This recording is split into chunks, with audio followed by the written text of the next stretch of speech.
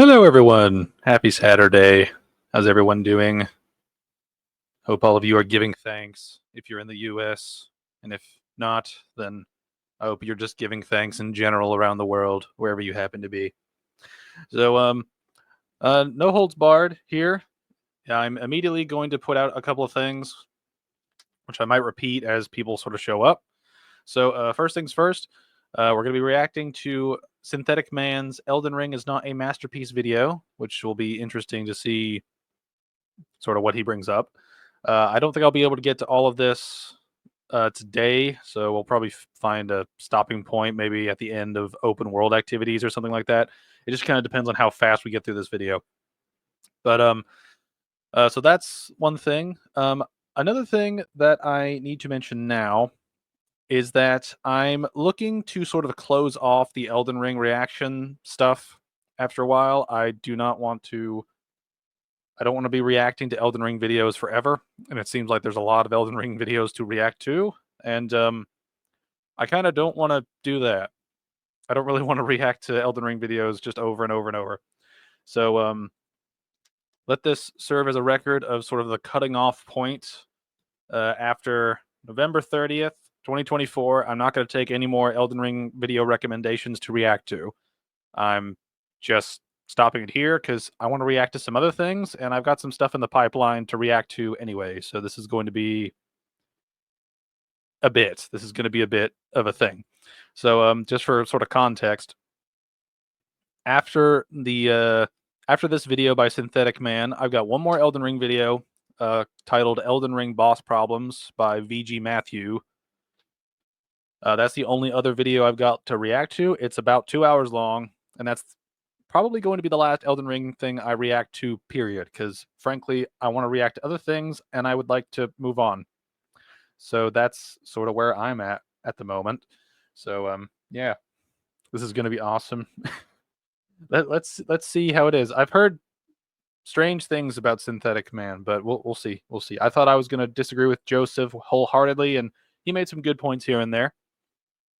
But so yeah, just to reiterate kind of what I'm going over, sheep. Today is going to serve as sort of a cutoff for Elden Ring reaction video submissions. Basically, I don't want to react to Elden Ring all the time. It gets old, especially when I'm working on a video for Elden Ring. So this is going to be the second to last Elden Ring video I'm going to react to. I've got one more by VG Matthews I'm going to react to, and then after that, I'm probably going to stop Elden Ring stuff in general. Right. The only exception to that would be if someone makes a video on the video I'm working on. That might be the only exception. But I also don't want to get into like a flame war between channels of just going back and forth reacting to each other's shit. Right. So either way, Elden Ring content is going to be probably going for the next, I would say month, but the holidays are coming up, so that's going to screw up so many things. But yeah, so I will be continuing reacting to other things, but I kind of want to close the door on Elden Ring after a while because it gets old making the same point every like other weekend. Like making the same like 50 points over and over and over it gets tiresome. But I have something lined up after the Elden Ring stuff. It's someone who made a response series to Mahler's response series to H Bomber Guy's video responding to Matthew Matosis. So we're getting into the realm of me responding to Domo 3000, who responded to Mahler, responding to H Bomber Guy, who responded to Matthew Matosis. So we are getting into true peak internet response territory here. It's gonna be fun. So the Domo 3000 thing is going to be a series of videos. So I'm not sure how far we'll get with each one of those. It's roughly 4.5 hours, I think, total time. So we'll get through that at some point in the future. That is definitely a 2025 goal. It's definitely a 2025 project that we'll tackle when we get there.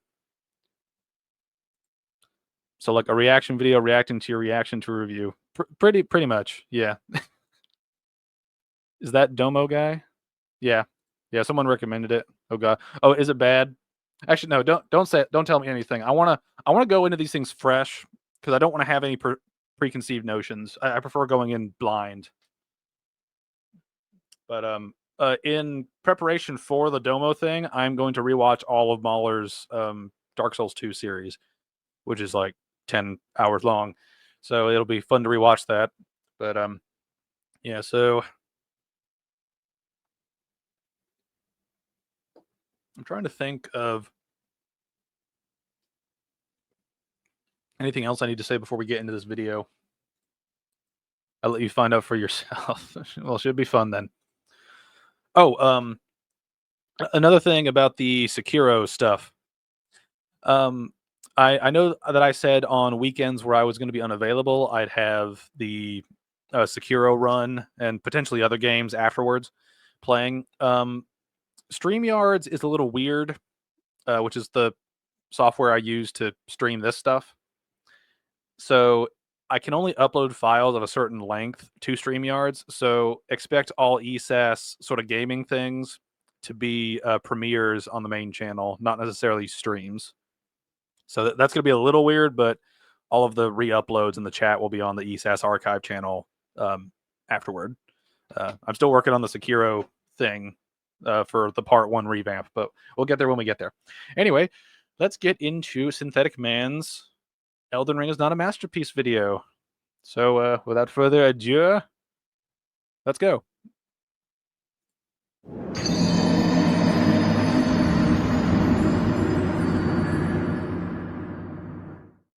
So, as you can imagine, Video's a little loud.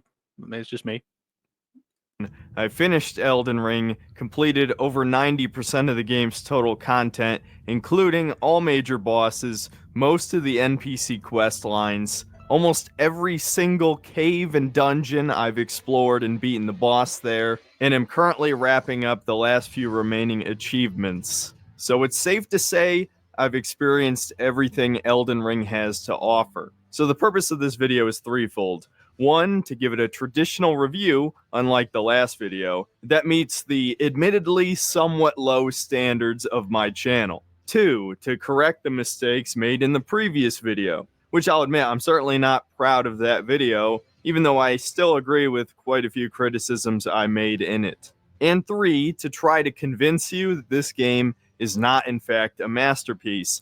I don't expect to really change too many people's minds because the game is still a recent release. I'm sure there's a lot of people still playing it. When people get wrapped up in the hype around a video game, it takes a long time for that to unravel and unwind and allow you to think critically and at least somewhat objectively about the flaws of a game, or any piece of media, really. So maybe some of you will come around in time, but just know I'm expecting a lot of backlash, and it's far from the first time I've gotten a lot of backlash. So feel free to express yourself in the comments and dislike appropriately.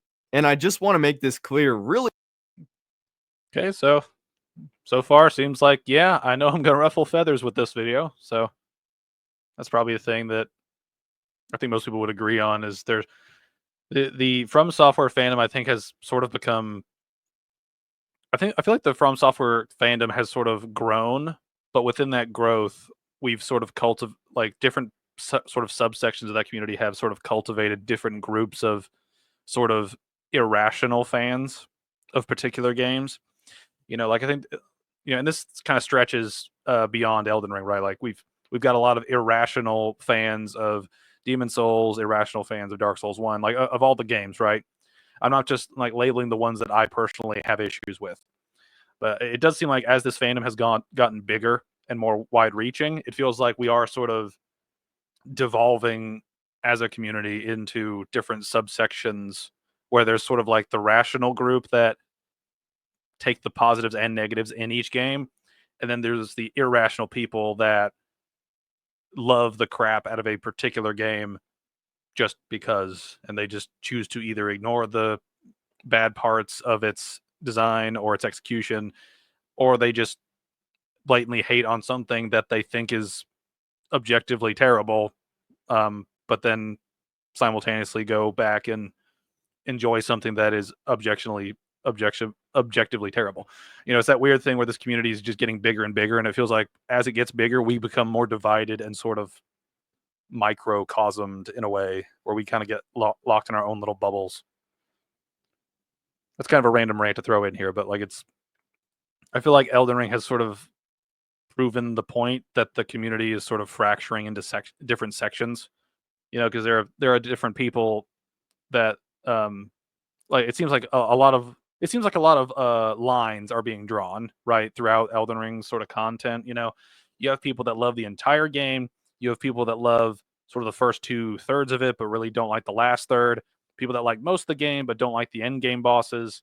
You have people that like the entirety of the base game and the entirety of the DLC.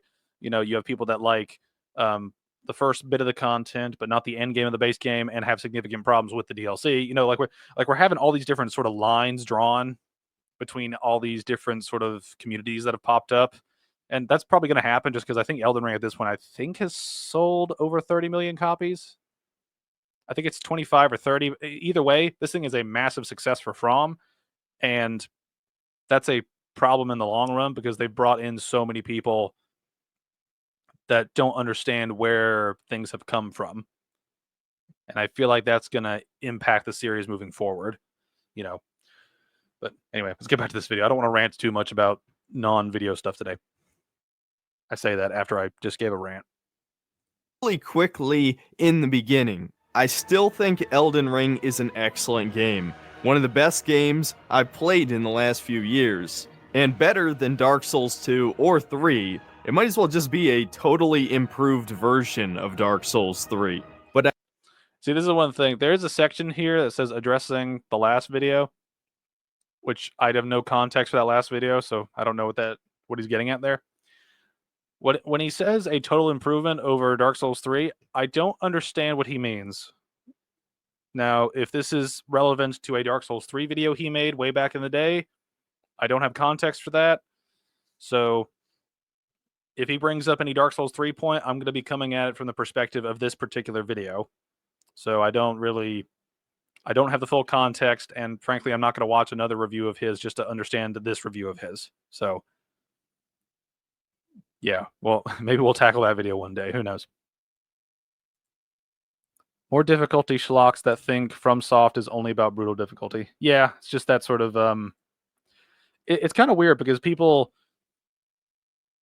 there's sort of an overarching issue with different parts of all the games, but Dark Souls 2 and Elden Ring sort of have this problem where they just overclock things. And it seems strange that the community is like it's one of those things where a lot of people that really, really, really love Dark Souls 2 as their favorite and consider it the objectively best one,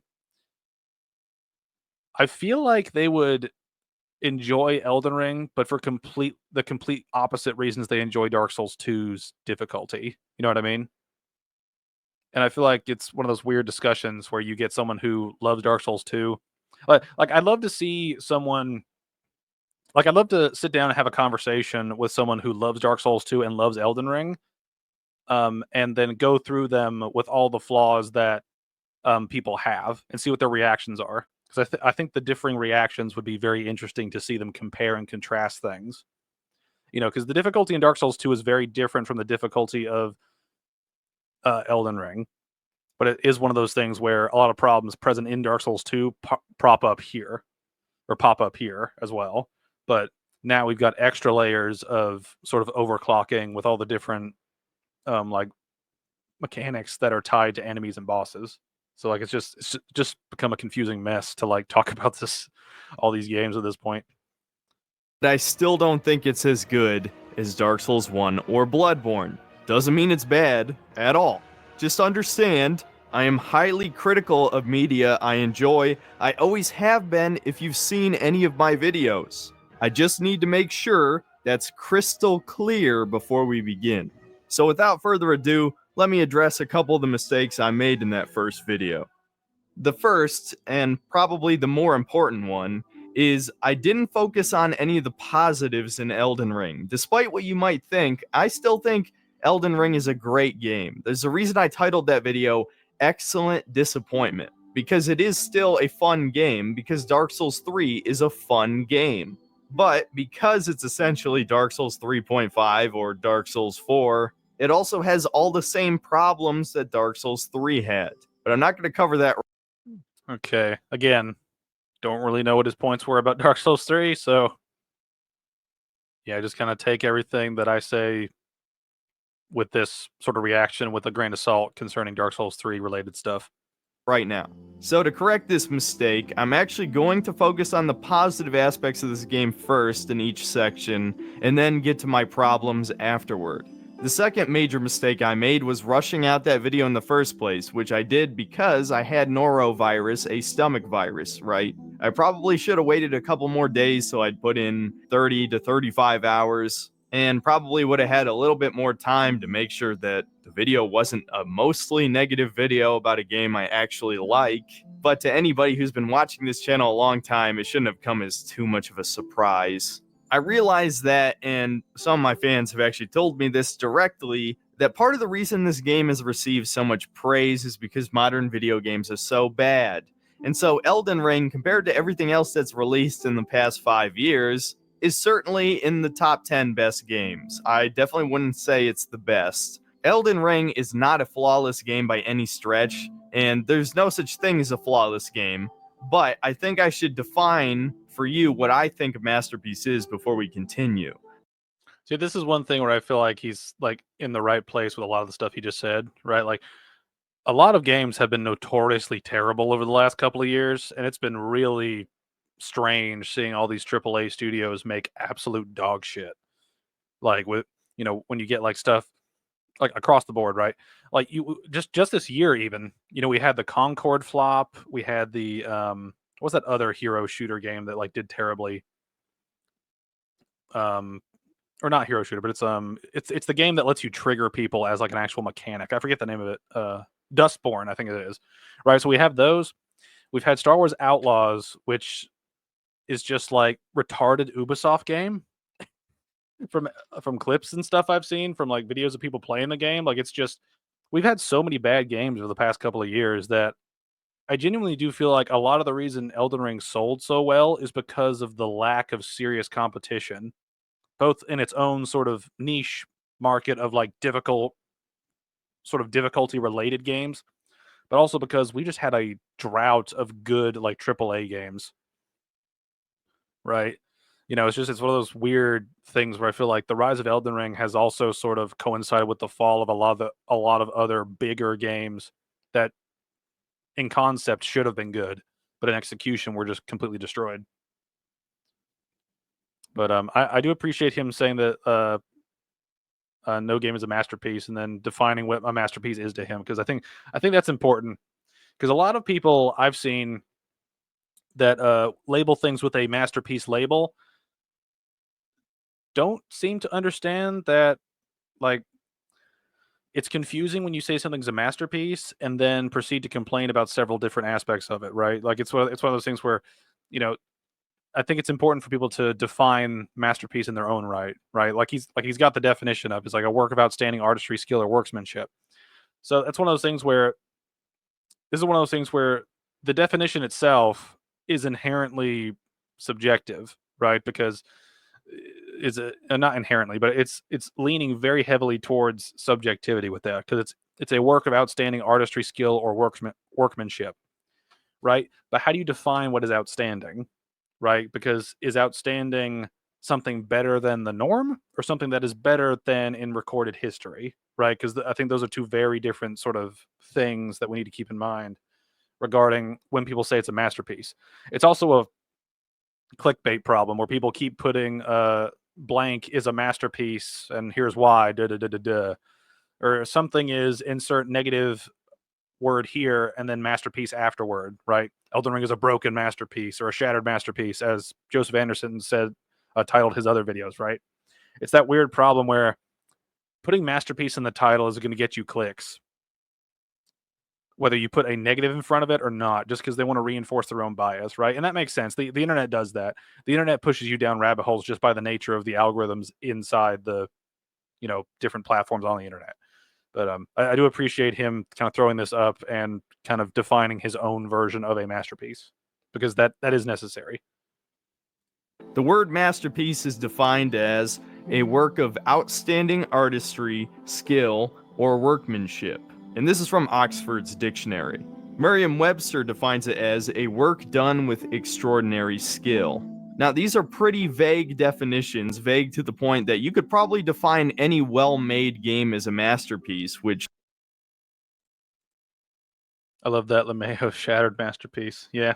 Well, it's that weird thing where you're playing the algorithm as hard as you can when you make a title that's sort of contradictory to itself. You know, like when you put a shattered masterpiece, it's just one of those things where, like, you know, it's like saying that you have a cold hot chocolate. It's one of those things that just confuses the person who's like reading it. It's like, why did you word it like that? Right at that point, it's not hot chocolate; it's just cold chocolate. You know, it's not.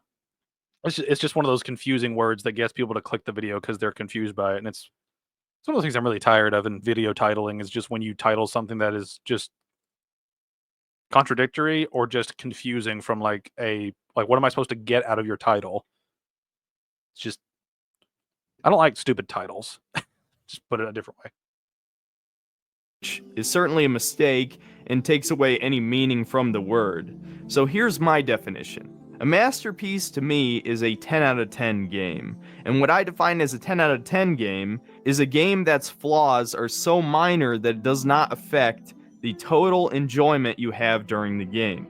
Now, you can argue that in itself is a somewhat vague definition. You're free to have your own definition, but my point is the word masterpiece has been thrown out so much that it's meaningless, and we now need a new word to essentially define the greatest games ever made. I certainly would not call Elden Ring one of the greatest games ever made. I'm sorry, it's just not. It does not significantly innovate on previous Souls games in any way, and the open world is essentially a poor mashup of Breath of the Wilds and Skyrim's, and in some ways has the worst of the two combined. That's a heavy criticism of Elden Ring, sort of like level design in particular. And it's one of those things where on the Skyrim end, I could kind of understand just because when you look at the total map package of Elden Ring, right, there is a significant portion of it that is very sort of, I won't say lazily, but I will say easily put together. Like sticking Limgrave next to Caelid, and then sticking Liurnia next to Limgrave, and then sticking Liurnia next to um, Altus Plateau and Mount Gal, so on and so forth. It's really easy to do that. It's really easy just to take big chunks of a world and just smash them together. To make an intricate level inside of those is a different thing, though. Like when you look at a lot of the sort of big castles of each sort of respective zone, right? Like Volcano Manor or Stormvale Castle or Rhea Lucaria, Lanedale.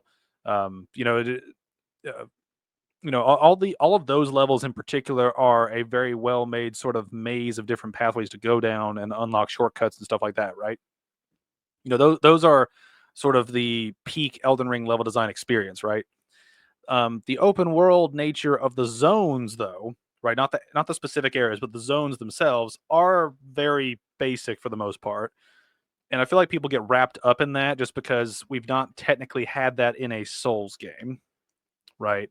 Where you've had these massive, sort of free roam type of stuff, right? And I feel like a lot of the things in Elden Ring that are overpraised are often the things that other games have done better, or that other games have just done to the same effect. But now that Elden Ring has done it, it's getting praised for it just because it's the first Souls game to have a serious open world element to it, right?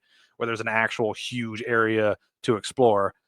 That's a large portion of the game and how you get to other content in the game. It's not like, um, like because to a certain extent, all of the From Software games are sort of open world if you want to sort of classify the vaguest sense of that phrase. But I think it is a thing where I think people overpraise the map design of Elden Ring. Now, granted, I think it's a really good map. I think it's a very well-made map given what they're trying to do, right? I mean, in particular, I would single out the Hallig Tree as a really good example of how to make a very large map that's very sort of layered in an interesting sort of designed way, where it's all based around this gigantic tree, and you start at the tippy top of it, and you make your way all the way down to the roots, right? And you go through all sorts of different structures and traversal pathways and stuff like that. But it's one of those things where when you take out areas like that, a lot of the sort of the basic zones of Elden Ring are very basic in nature. They're not anything revolutionary. They're not anything really fantastic even. They're basically just big chunks of land that adequately space things out, right? Like there's nothing to really praise there besides the fact that they made the maps big and then filled them with stuff, which any developer can do, right? There's no particular praise in the way the map is laid out. In terms of the level design of particular parts, however, I think there is, some praise to be had there, but it's nothing that's sort of a new praise for From Software, right? It's sort of From Software doing the From Software thing with, intricate, sort of building castle structure level design.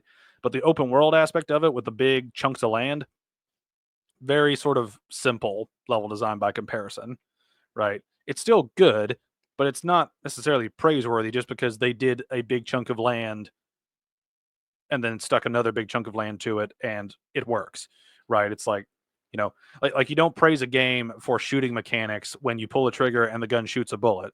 It's right.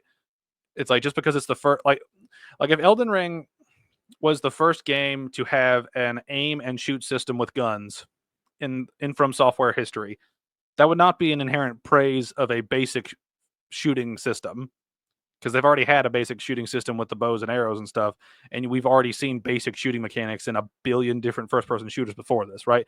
Just because it's new in the franchise doesn't mean it's revolutionary overall, right? And that's the thing I think several people kind of miss when they're praising games is this is the first game that did this, and it's like probably not. Like you're probably wrong 99% of the time.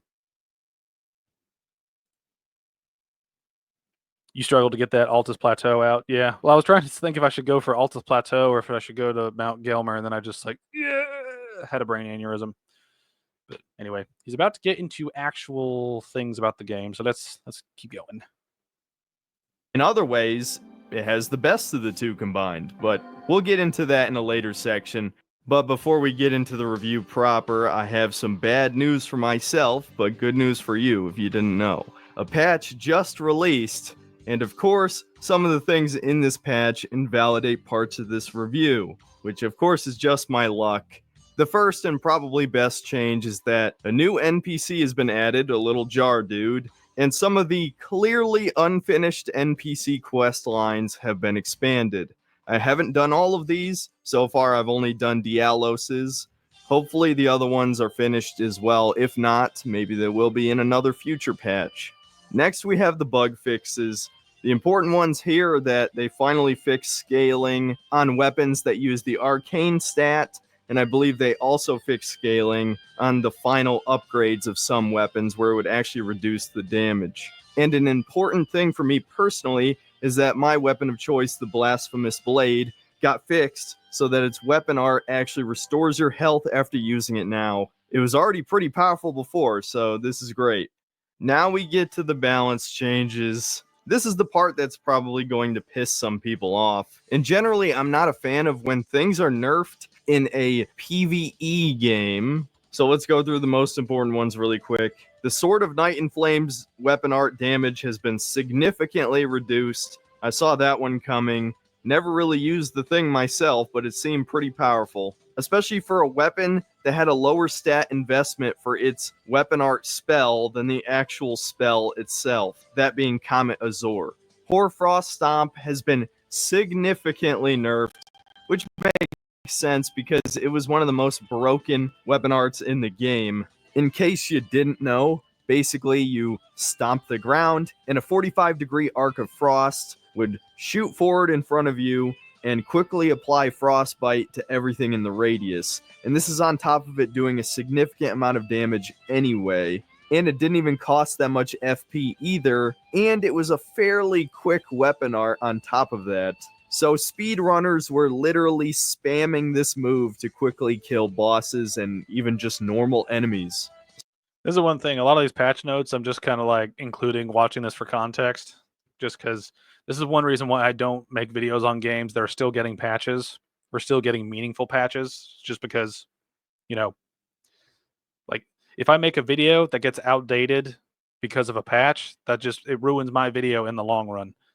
So I like to wait until the games are done.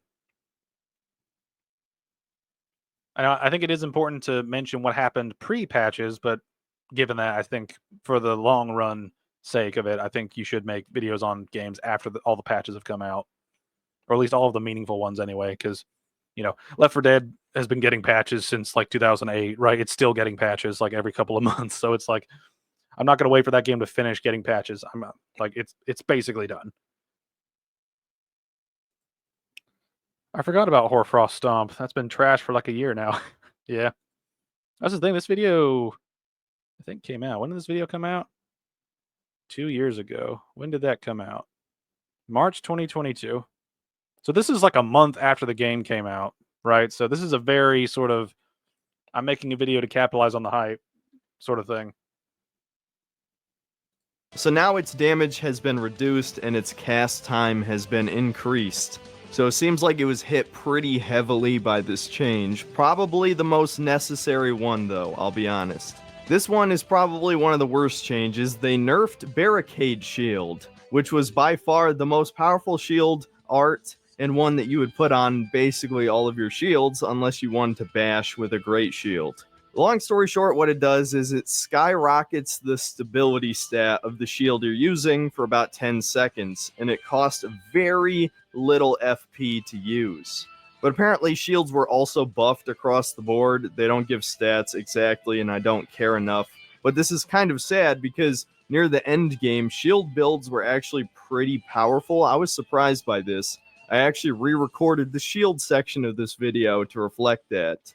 And of course, to absolutely nobody's surprise, the Mimic tier has been nerfed. This was possibly the most broken thing in the game. Actually, I would say it definitely is. And they hit it with two major nerfs. One, they reduced the damage of the Mimic to probably get it closer to all the other spirits, since spirits do noticeably less damage than a player. And they also changed its AI. I'm guessing they made it dumber. Maybe it rolls less often. Maybe it uses spells less often since it has infinite FP. I'm not entirely sure, but it certainly seems like it's not as good. It's still really good, though. Wouldn't surprise me if it's still the best spirit in the game, but at least it might not be better than another player now. Apparently, there were also some other changes. I'm not sure what they are. I don't care enough to look at it.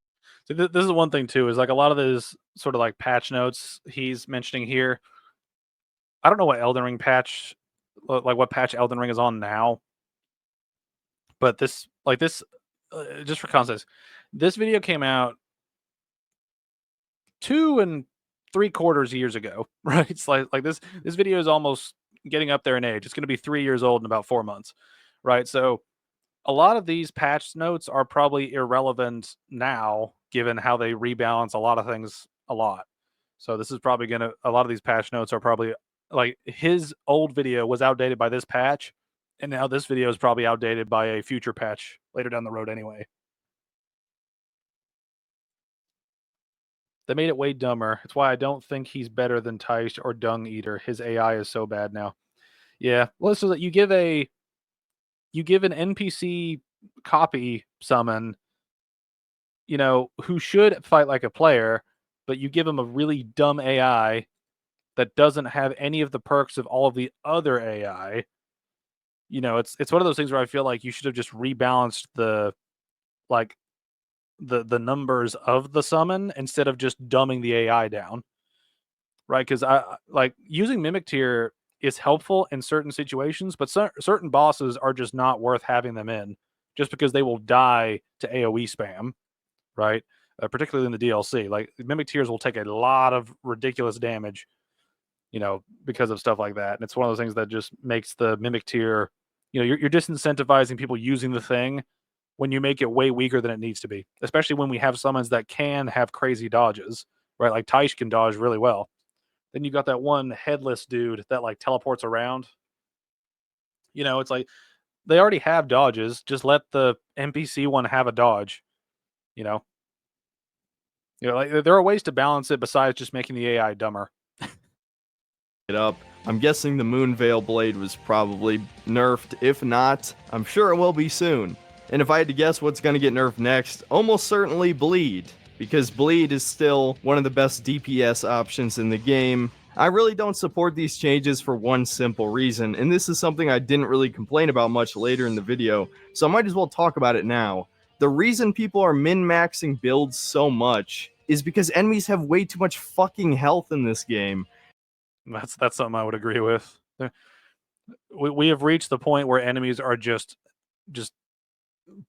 damage sponges. Just everybody's become a damage sponge. Yeah, dumbing the AI down was so cheap. I can work and build around lower stats for him. I can't build around his AI being terrible. Yeah.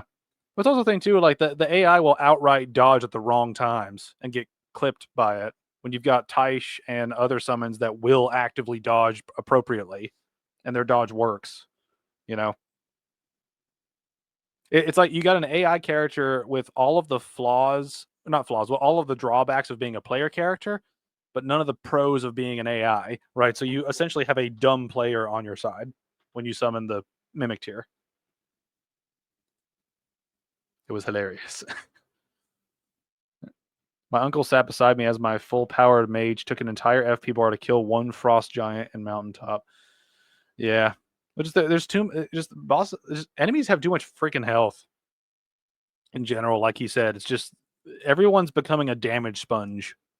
Now, granted, I don't think everybody should be like super low health either. There is a balance to strike, but it is one of those things where, you know, when your strategy devolves into just keep slapping, keep slapping, keep slapping, keep slapping, or cheese out, you've probably made a tedious encounter. And that's something I've actually, as I've sort of been going through my own footage of Elden Ring for the video I'm working on, there has been a significant problem where things have just become more tedious, either through more health, longer time spent away from the player where they can't hit them, just dodging attacks over and over. You know, just there's a significant problem with Elden Ring's AI where just enemies will be away from the things that you can use to damage them. And it's a significant problem because there are so many ways to counteract what your build does, right? And I think that's an inherent problem with Elden Ring. You know, that none of the other games have to this degree, but I will go over that in my own video in the future. And I don't even know what to class these enemies as. We'll just say, like, strong enemies, okay? Because they're not mini bosses, but they're the tougher enemies, you know, like the Lane Dell Knights, right? They have way too complex movesets and too much health. So I would just fucking spam jump attack and hope to get a stance break, because fuck fighting these guys. They're everywhere. It gets boring. They copy pasted these strong enemies everywhere. So I don't blame anybody for spamming frost and bleed on everything, or in my case, just using the Mimic every time I could summon him, because it takes way too fucking long to fight your way through these areas. This was not a problem in previous Souls games, but of course now it's a problem. I have no idea why the end game in this game scales so crazy. There are normal enemies that do more damage than bosses. It makes no fucking sense. But okay, I've delayed enough. Let's get into the proper review. So starting off with the gameplay, I'm not going to explain how Dark Souls gameplay works again. If you're playing Elden Ring, it's highly likely you've played one of the previous games, and if this is your first Souls game, why? Why did you wait 10 years to play a Souls game? If you count Demon Souls, you waited over 12 years. But regardless, let's not get into a rant about that. I mean, this is one thing, right? Is when you look at the Dark Souls like numbers, like as far as I understand, the oldest game that you have as a reference point would be Demon Souls, right? Which came out in 2009. I don't have exact numbers for how many copies Demon Souls has sold, but I think it would be somewhere in the realm of a couple million, given sort of the popularity of the other series and stuff like that.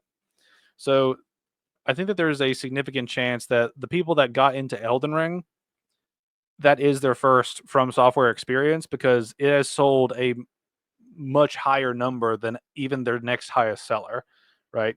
And correct me if I'm wrong, but if the numbers that I've seen are true, I think Dark Souls 3 was the highest seller for the From Software sort of studio in this sort of like difficult but fair sort of style until Elden Ring. And then Elden Ring sold an additional like 15 million on top of that, right? So we're talking over half the community of Elden Ring are people that have not probably played a FromSoft game before. And I think that's part of the reason why this game is so weird to talk about, because you have people that think this is the norm, and then you have like older fans that have said no, this is a things have shifted dramatically from where they started at. And I think it is one of the weird things about this series is getting into them later on. It's just it creates a weird experience when the games are sort of inconsistent with how their difficulty works as the chronology goes on. I get it from both sides, though. I can say that those expecting difficulty going into Elden Ring as their first become poisoned by it. Yeah, it's sort of like, I mean, you take any sort of like great sort of franchise of anything, right? The original work, right? And I'm talking chronologically in the order that they were released, not in chronologically how they are supposed to be taken in, right? Anything, the original thing is going to have a much different feel to what came afterward, right? Star Wars is a really good example, right? You look at the original Star Wars, A New Hope. That is a very different vibe to the Phantom Menace, the first of the prequels, right? Or the Force Awakens, a very even though the Force Awakens is basically a ripoff of A New Hope, but like they're very different compared to that original Star Wars thing, right? And a lot of franchises have that where you might be watching things out of order, but they're very different in construction, right? And that's the type of thing that I think puts people off is when you have these um, things that are newer, but use the old systems in poor and downright unfair ways when a lot of the other older systems were built around difficult but fair, right? And that's something that I think Elden Ring has probably pushed on a lot of players is that, oh, this series must just be difficult for the sake of it. So I'm probably not going to pick up anything in the past, right? Because typically what happens with games is that if you get into a developer that has a series of games in a particular style, if you pick up the new one, you're most likely going to check out the previous works, right? If you like the game. But if you don't like the game, you're probably have a high chance of not going back through the catalog, right? And I feel like Elden Ring might end up being that sort of tipping point where they get a lot of people for Elden Ring, but it's not going to trickle back, or at least a significant portion of that is not going to trickle back. They expect these things from Elden Ring in the older game that were more balanced, and they end up appreciating the more fair takes less. Yeah, yeah, and like we've been talking about, it just kind of dilutes the whole franchise as a whole, right? And I know Elden Ring's not technically a franchise, like From Software's work isn't technically a franchise, but it's all within that sort of difficult but fair range of this sort of genre, the Souls-like genre, right? So it's one of those things where I think that the further down the line they go with the difficult and unfair sort of philosophy they're going down, the more the older games are going to appeal to people who want fairness, but it's also going to be the newer games are going to be bigger deterrents for the older games. Hello, Shan. Welcome. Yeah, anyway, rant over. Understand how these games work. They are very simple. Light attack, heavy attack, rolling attack, etc., etc. But despite what I just said, I am going to take a moment to compliment how the game controls, and I really do enjoy how simple it is to actually play these games. That's part of what makes you feel so accomplished when you're good at them and knowing that other people struggle, because at the end of the day, you can mostly only blame yourself. I mean, of course, I can blame the horrible boss design for some of the game's difficulty, but in terms of how the game controls, if you fuck up, it's mostly your fault. Now, that being said, the games are still a little janky even after all this time, and I think that's just due to the fact that From Software is still only a middleware developer, even though this is sort of a AAA budget game. But part of the sacrifices they made to make a huge open world action RPG, being only a mid-sized company, was porting over basically all of the same animations from Dark Souls 3. And while I certainly don't hate this, it's not a huge criticism I have of the game, it definitely doesn't help that feeling that this game is Dark Souls 3.5. But that being said, I do think there's a sort of beauty and simplicity in how simple all these different weapons are. Every weapon type, has its different moves, and sometimes special weapons, whether that be boss weapons or just unique legendary armaments you find out in the world, will have their own moves separate from the generic moveset. A good example in the very beginning of the game is if you pick the Vagabond, you start with a basic ass halberd, and when you eventually kill the Tree Sentinel and have high enough stats to use his halberd, it has a completely different basic attack moveset. And in the case of a lot of boss weapons across the game, they have a unique weapon art that you can't get through Ashes of War, which gives that specific weapon its identity. This is all good stuff. But at the same time, it's also nothing new. So I'm basically only saying this in case it's your first Souls game, or you're just one of those people who wants me to say repetitive praises for the game that kind of go without saying. From Software essentially made the same game like 6 times. Maybe you could argue Bloodborne doesn't count, but at the least, between Demon Souls and the 3 Dark Souls games and now this, you have 5 very similar games in how they control, and while they certainly got smoother, starting with Dark Souls 2, again, it's not really anything new. I still enjoy the controls. There you go. I said another positive thing. This is one of those weird things. Is like I think I get where he's going with this, but I think some of the wording he's using is kind of clunky. Where it's like they have essentially sort of made the same type of game over and over and over, right? Sort of like the combat animation dedication type of combat game, right? And I think that is something that I think is inherently going to hold this series back as it moves forward, because one of the things that I've enjoyed about Sekiro, by comparison to all these other games, is that it's very unlike the previous games they've had, and it's unlike Elden Ring that came afterward, right? Because the combat system is overall different. It's not necessarily about a health bar as much as poise, right? Or posture, I think it is in that game, right? And even from the little bit I've played of Sekiro, you can tell that it is a very fundamentally experimental game by comparison to the other sort of medieval slash Victorian era like games that were Bloodborne, the Dark Souls trilogy, Demon Souls, and Elden Ring, right? Like Sekiro is a very unique game because of the way its mechanics have been built, right? It's a very different system. It's a very different type of progression from increasing your power, increasing your skill set, how you upgrade your stuff. It's a very different system from what's come here. And it is one of those things where when you look at the games sort of linearly, in terms of the way they were released, right? Dark Souls built off of different mechanics in Demon Souls, right? Dark Souls 2 experimented with a bunch of mechanics in Dark Souls 1 and 2 and then threw out a whole bunch of random ideas. Some of those things could have worked if they were implemented better, some of those not. I've got a whole video going over different things about Dark Souls 2 and how it deals with things, right? But then Dark Souls 3 refined a bunch of ideas from Demon Souls, Dark Souls 1 and 2. Bloodborne was kind of an experiment that sort of aided in Dark Souls 3 being a little bit more aggressive, and Bloodborne was its own thing, so it experimented with a bunch of different things as well. It's just there's a lot of sort of stuff in this series where things don't necessarily transform; they sort of recombine, right, or evolve, right, as opposed to a full-on transformation from one system to another. They basically just take a lot of the old systems, a lot of the old ideas, and just try to flesh them out a little bit more.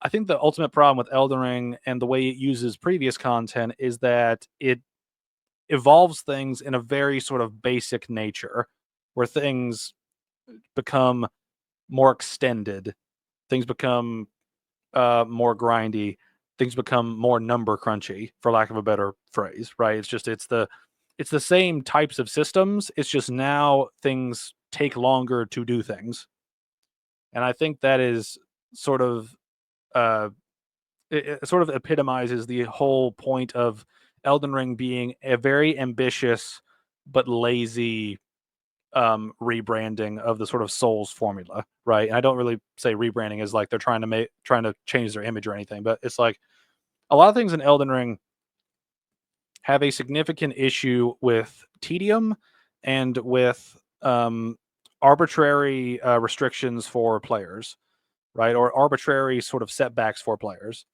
by comparison to the other games. I'm going to go into this stuff more when I actually finish my video on Elden Ring. But sort of as Elden Ring stands right now, it has a lot of the same things from the previous sort of games in this sort of style, but a lot of the numbers are just cranked up this time, right? And I think that's the thing that ultimately bogs down Elden Ring, and ultimately I think will lead to them having to revitalize the combat in a more unique way, kind of like what Sekiro has done, right? Because at the end of the day, um, fighting in Demon Souls is very much like Dark Souls, which is very much like Dark Souls 2, which is very much like Bloodborne, which is very much like Dark Souls 3, which is very much like Elden Ring, right? It's a lot of the same type of combat. It's just the move sets change, the weapons change, and like the overall options the player has for dealing damage changes, but the system itself is largely the same. And I think that they're beginning to hit the brick wall, as I've mentioned in other videos and streams. They're beginning to hit the brick wall of what that sort of combat experience can provide before you just start number boosting, right? Which is basically what the DLC for Elden Ring led us to, is just overclocking numbers to make it feel like you're doing more when nothing has actually changed. Like nothing much has really changed when you just boost people's numbers up. And that's sort of one of the problems with Elden Ring and moving forward for this company after this. But again, I'm going to save some of those points for a video I'm working on. I also need to catch up with chat. Where are we at? I don't think I've heard of this person. I've never watched any of his videos until now, so this is where we are. See, that's a good thing. Shanny's toxic. Yeah, I looked them up, and his takes didn't give him any good light. Here we go. Yep, he is very grimy, I would say. Definitely not someone I would respect for support. The first thing that came up when I searched him up was a video called "The Miserable Lonely Mind of a Nazi Incel." I don't think I want to watch this video anymore. That's a really... It's one of those things where you can being on the internet over the last 8 years has just made me realize how not creative people on the internet are. It's just so many people default their insults to like if you disagree with people on the internet, if you're a man, they'll call you an incel. And if you're just anywhere to the right of a communist, they'll call you a Nazi. And it's like you really got to get better at your insults. It's like we've reached a point where it's no longer the boy who cried wolf. Now it's the activist that cried Nazi, right? Like we're not getting anywhere with these insults anymore.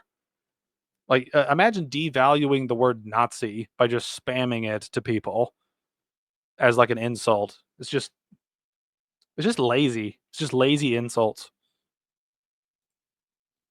I have to study for my uni exams anyway, so I'll be going out after this rant. Well, good luck. Mayo, yeah, it gets worse, I'm pretty sure, but don't look into him further than that. Good luck on your exam. Yes. How far did you get into Sekiro, by the way? I'm not very far. Like I've only gotten, I think, I completed the first sort of area of the game with the first sort of memory boss. And right now I'm going through, I just got to the Hirata estate, so I've not gotten very far. Not gotten very far in the game.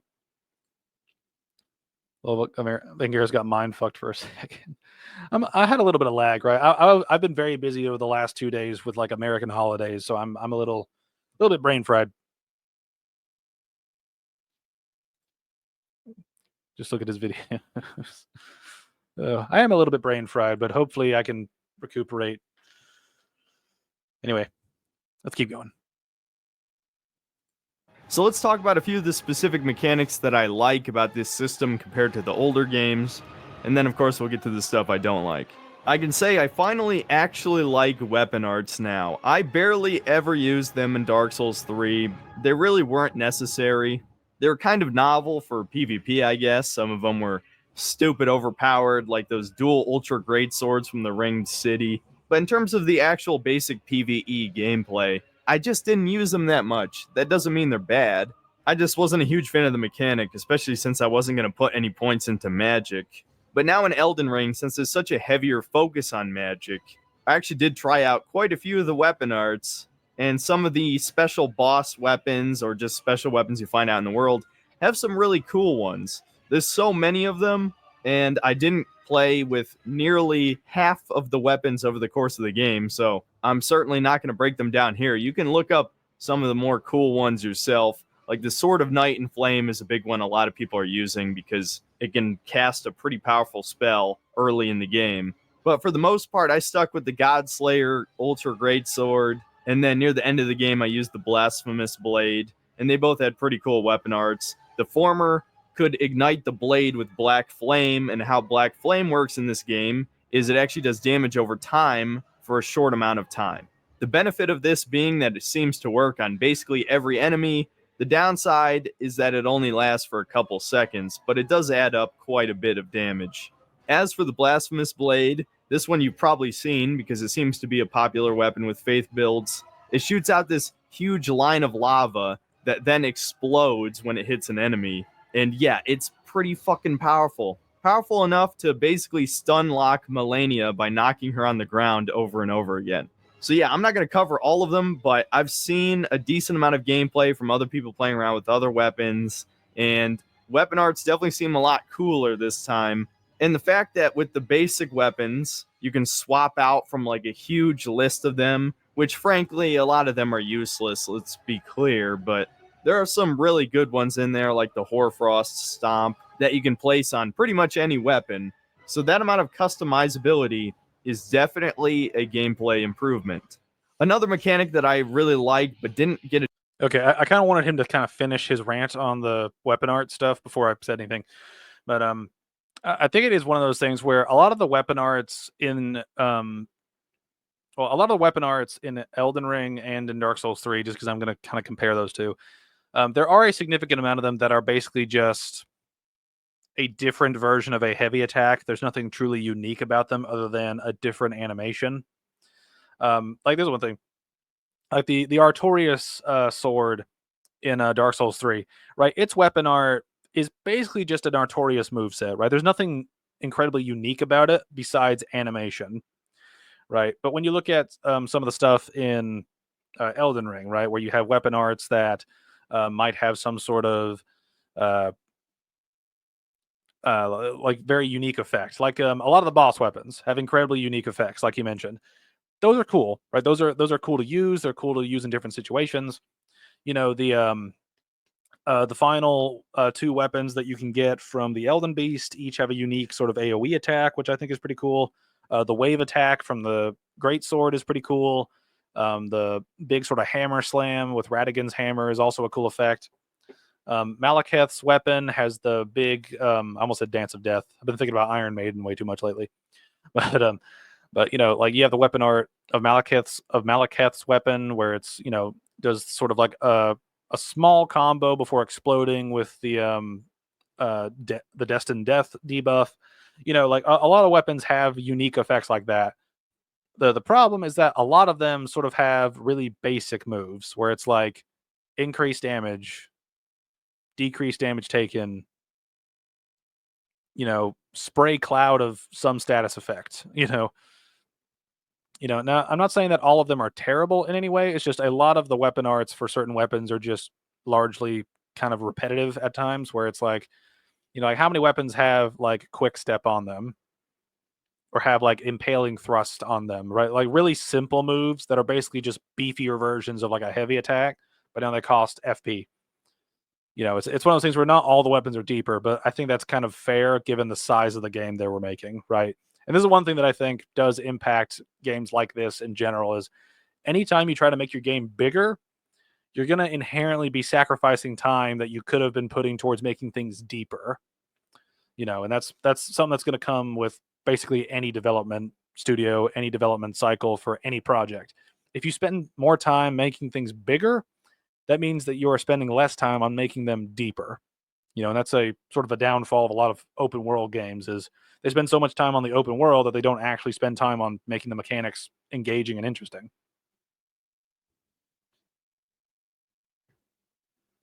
All right, where are we at in the chat? Bro's fat rolling, ain't no way. There's another thing that doesn't work anymore. They completely removed the knockdown effect for Blasphemous Blade, so Melania got a buff. Yeah, well, it's just one of those things where like they, I kind of liken Elden Ring to kind of the classic Modern Warfare 2, for example.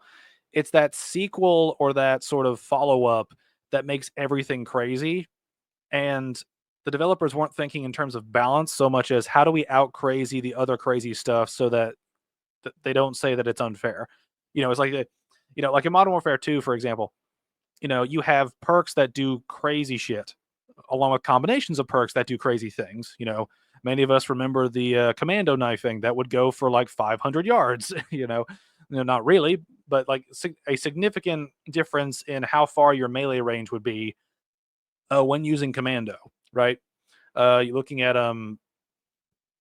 Danger Close Pro, right? Increasing your explosive damage and your kill streak like aggressiveness, right? Like those things significantly impact your explosives, which makes explosives even more OP, especially when you combine that with one man army where you can just noob tube everybody over and over and over without having to actually kill anybody to reload. Those setups are just blatantly overpowered, right? And those were sort of counteracted, supposedly by kill streaks being overpowered, right? Like when you just stack overpowered things on top of each other, you're not actually accounting for what the overpowered things are doing. You're just making more crazy stuff in a crazy pile. You're not actually balancing anything as much as just keeping things crazy and just trying to out crazy the previous crazy thing you created. It's a significant problem in Elden Ring where a lot of the justification for the difficulty of the bosses seems to be that hey, we gave players these crazy move sets, these crazy weapon arts, these crazy summons, so we made the final bosses crazy, and it's like you're just making everything more of a clusterfuck as things go on. And it also turns bosses into a joke, right? Like Malekith's weapon, particularly its weapon art, is incredibly good against Melania, right? Incredibly good, and you can spam it over and over and over and over and over against her, and you will do pretty damn well, especially if you've got a mimic tier, right, helping you out with their own version, or if you just have another summon in general pecking at her while you're doing the weapon art, right?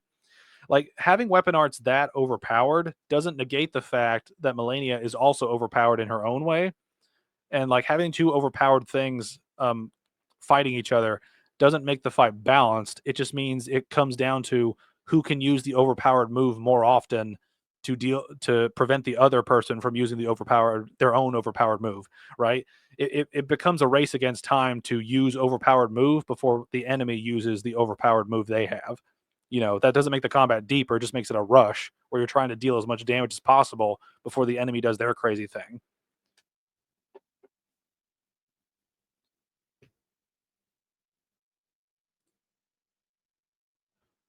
Oh my god, and Warcry roar. Yeah, just a lot of things. Just fighting craziness with craziness doesn't lead to balancing. It just leads to a bigger clusterfuck of a game. A chance to play around with too much, but I think I will in New Game Plus, which I'll probably be playing by the time this video comes out, so I'll hopefully have some footage to show here, is I like they actually brought back power stancing from Dark Souls 2. Now, unfortunately, it's not as good as it was in Dark Souls 2, because Dark Souls 2 actually had a heavy attack combo too, but at least they made it more simple in this game, where as long as you meet the requirements for both the weapons you're holding, you can use L1 to slash both of the weapons at the same time, which is actually pretty cool. It's one of the few things Dark Souls 2 did really well. I'm glad they brought it back here, even if it's not quite as interesting. It's like when he says power stancing, right? Like he does realize that there are weapons in Dark Souls 3 that are built to be paired, right? They're supposed to be like one-handed weapons that you can dual wield. Like, is he aware of that? Like, he's made comments about Dark Souls 3 sort of in a disparaging sort of way, and so I wonder why he's not mentioning Dark Souls 3 having weapons that can be paired. Right now, granted, power stancing isn't technically the same as pairing weapons, so maybe that's where he's drawing the line. But I just find it strange how he's mentioning you can power stance two weapons in Elden Ring in a similar way to Dark Souls 2, but doesn't bring up the Dark Souls 3 like dual wielding weapons at all. Like it seems like a weird sort of skip over stuff in Dark Souls 3. Another new mechanic or tool that I kind of like is the Flask of Wondrous Physic or Physic. Essentially a potion where you can mix two effects together. And every time you go to one of these Erd trees and defeat the Erd tree avatar there, which I'm not going to complain about here, but I will. I bet even you complained about fighting the same goddamn boss 13 fucking times, but I'm supposed to be staying positive right now. Basically, you got a couple. We'll deal with that comment later. He's got a section about boss design and bosses, so we'll wait. We will wait. New ingredients to work with, and you get this one-time use potion. It does these temporary powerful effects. Now the problem is that you're probably only going to use 2 of the effects for most of the game. Now obviously your playstyle is probably going to affect which one of these you want to use. Like there's one that increases max stamina for a time, one that increases stamina regeneration. There's one that actually makes all of your spells cost 0 mana for a small amount of time. That one seems really good. But for me, I used one that basically blocked one hit for free, and then another one which regenerated your health over time. And that was all I used all the way until the end of the game, where I finally swapped out one of those for one that healed you automatically on low health. A lot of the other ones just don't seem that good. Granted, I don't have the damage numbers here to tell you for certain, but there's ones that boost types of damage for a small amount of time. Maybe if you stack that with enchanting your weapon, it's really good. I don't fucking know, but it didn't really seem worth experimenting, especially when you only get one use of the potion. But I'm glad they tried something new with this. That's the best thing I can say. Another thing I actually like is that Yeah, so this is one thing that I would kind of agree with to a certain extent is I think the physic is a cool idea. I think it should have been um tweaked a little bit though. Like I think if we had like a certain number of charges from the physics similar to Flask, I think that would be interesting. Like maybe depower the physics overall effects, but allow the effects to be used repeatedly. Like maybe instead of one go, have us have sort of 3 charges to it and sort of reduce the effects by a certain amount. Because I think that the physics idea of having this random potion that can help with different things is a good idea, but I think the implementation of all the bonuses I think is sort of lackluster, because like the certain parts of those potion combinations are blatantly overpowered. You know, like I'm sure we've all seen someone who used the point that negates damage and reduces FP cost to 0, and then spammed a massive like spell like Comet Azure against an enemy to kill them, or spammed a weapon art just to kill them. Right? It's one of those things where the effects of the physic are incredibly imbalanced between all the different options, and I think that's an issue, especially when you look at the DLC stuff for the physic. A lot of the stuff for the DLC, a lot of stuff in the DLC for the physic is really underwhelming. You know, it's basically just a lot of it is basically just buffing summons, which will already get killed by just spamming shit at them. You know, like so. I think the physic is a very underutilized and frankly sort of incomplete idea. You know, it can help in different ways depending on what you need, and I think that's good. I think the balancing is the ultimate issue, and the usefulness of a lot of the effects. Like a lot of the effects just feel tacked on. You know, like restoring health with it and having health regeneration, negating damage, uh, giving back FP, uh, negating FP consumption for a limited time. All of those effects are really good effects that are pretty damn useful for a variety of reasons, right? Right. But I think a lot of the other ones are really sort of basic upgrades that don't add much to the physic in general, like the max stamina increase, you know, or just increasing like a particular type of damage for a limited time. Like a lot of those effects are sort of very bare bones by comparison to the things that are a little bit more useful, like the restoring a stat that's there, or reducing damage taken by a significant margin or something like that. You know, just like several of the physic sort of options just aren't that amazing, especially considering that it's a one-time use thing until you die, right? Like there's a significant amount of content for the physic that is just underwhelming, if not largely useless.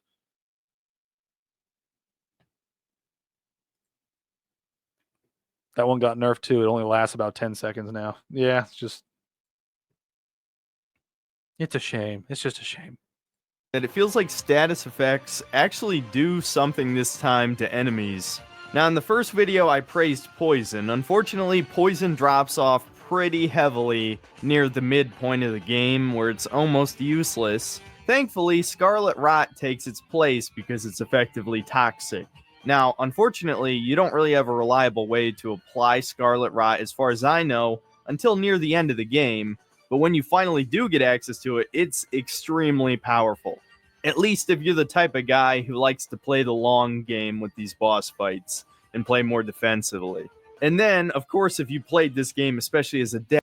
There's the one thing about the Scarlet Rot thing in particular. It is very interesting how you can, like, part of the fun of the Elden Ring content is that depending on what you know, you can grab things pretty early in the game, right? Like the earliest I think that you can get a consistent rot sort of ability is by getting the 2 keys for the lift to Altus Plateau, going up that way, taking the pathway to the castle in the little poison area between Altus Plateau and Mount Gelmir, and then killing that one named NPC. Her name escapes me right now, but she drops the rapier that deals Scarlet Rot damage.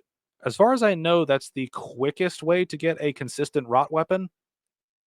There might be a faster way depending on killing certain enemies at certain points, but from my understanding, that is the fastest way to get a rot weapon, which I think is pretty decent given the fact that you have to go through basically 4 zones to get there, right? Like you start in Limgrave, you have to get the key in Limgrave, you have to get the key in Caelid, you have to go through Liurnia, you have to go through Altus Plateau, to get the thing. You go through 4 zones to get it, right?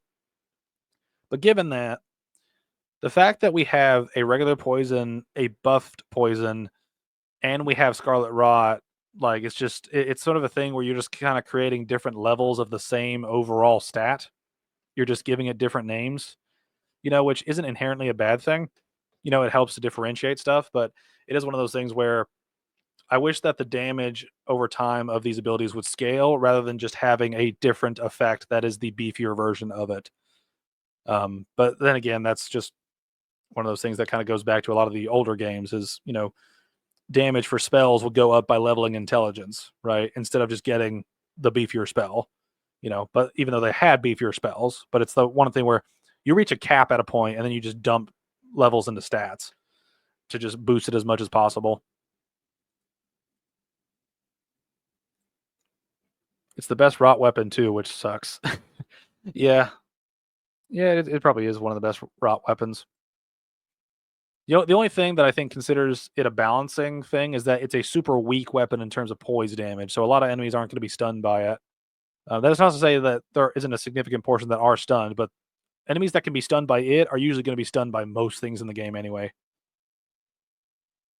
Dex character, you probably already know that Bleed and Frost are actually broken.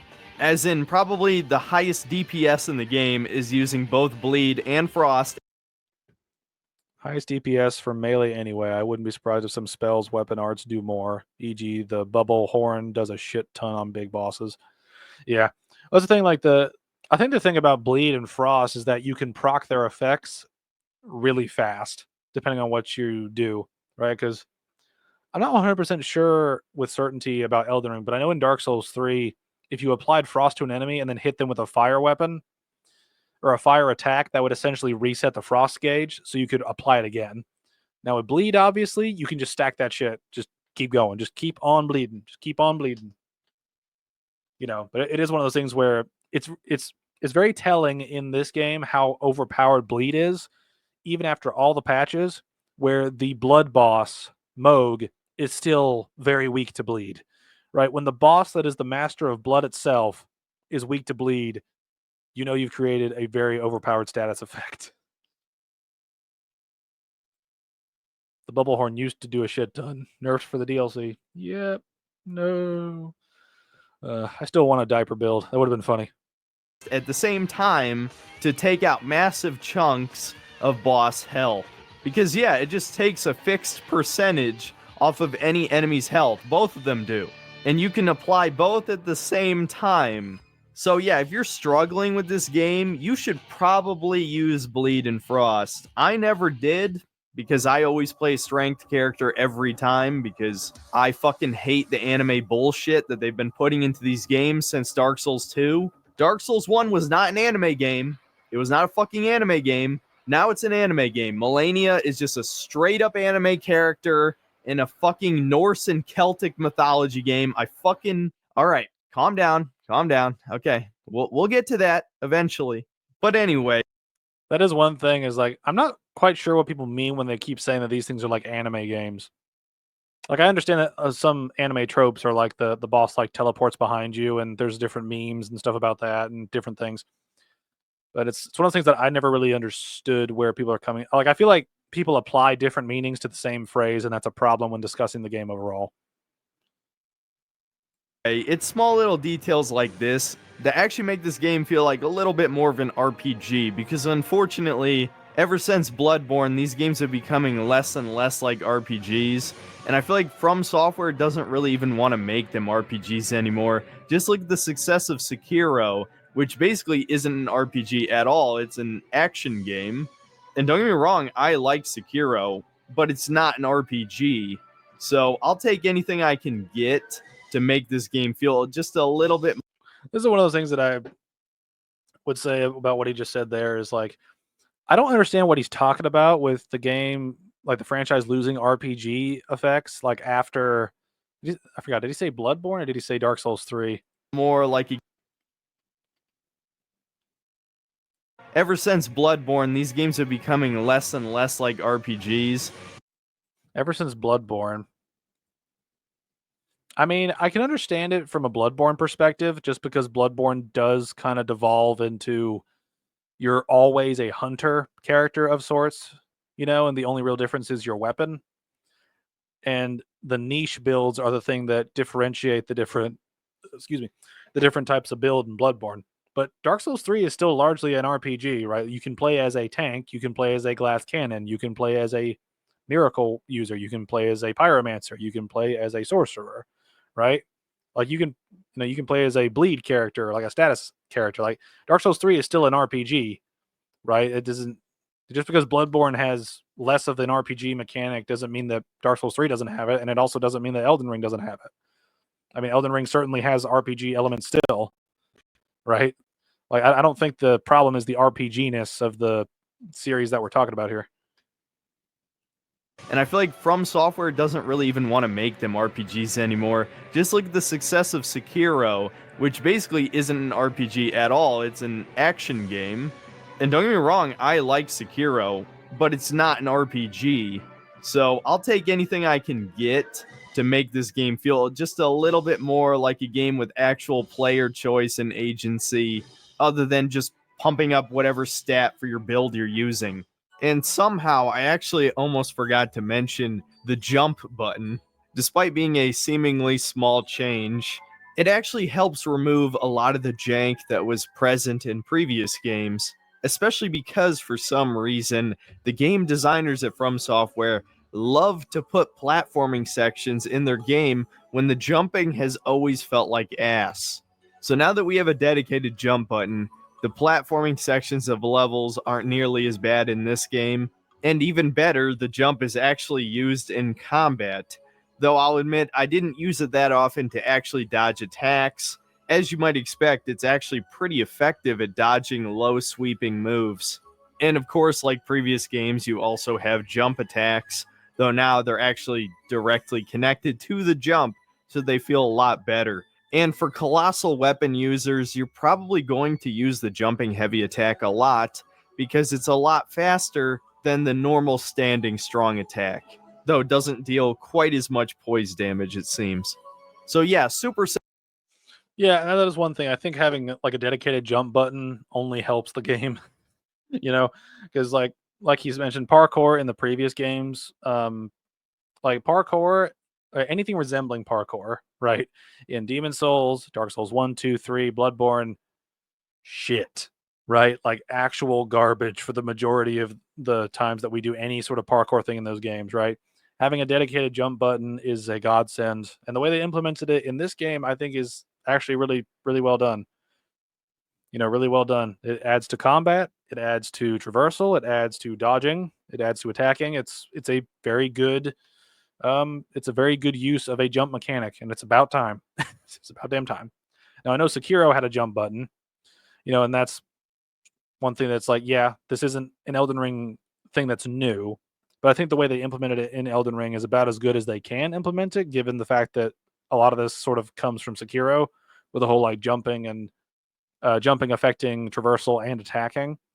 But it is a thing where I'm really glad that they have a dedicated jump button and they used it. The long and the short of it is that it's good that we now have a dedicated jump button, and it's also used very well mechanically through all the different sort of way it impacts combat and traversal.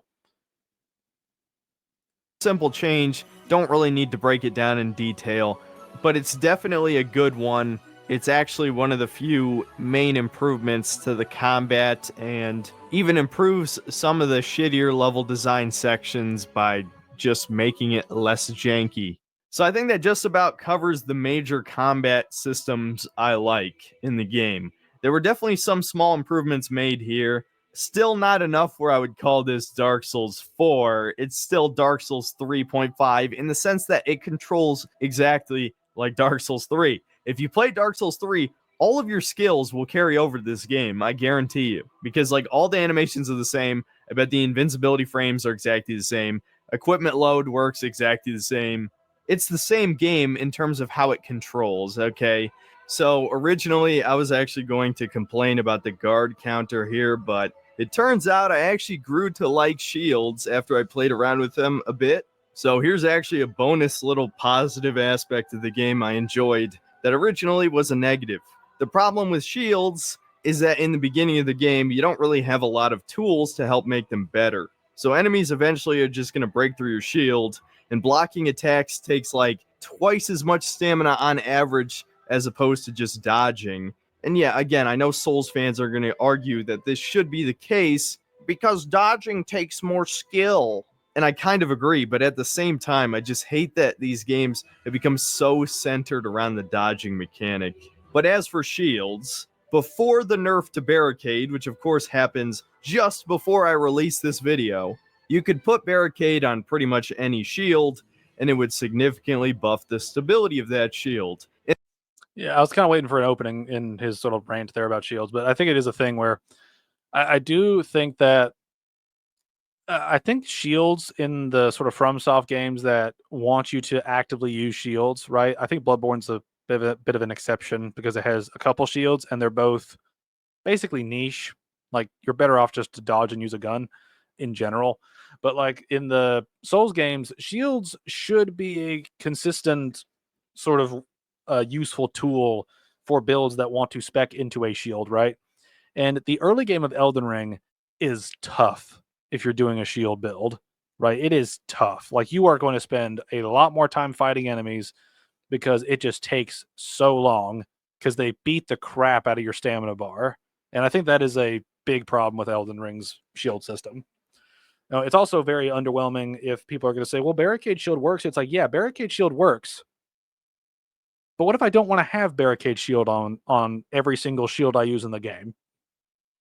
Right? Like it's a shield skill that's very helpful, but if I need that for the shield to work like a shield, where I don't have to wait 5 minutes in between every like opening that's available because I don't have any stamina to attack because I'm busy dodging the extended combos, the giant explosions, and everything else.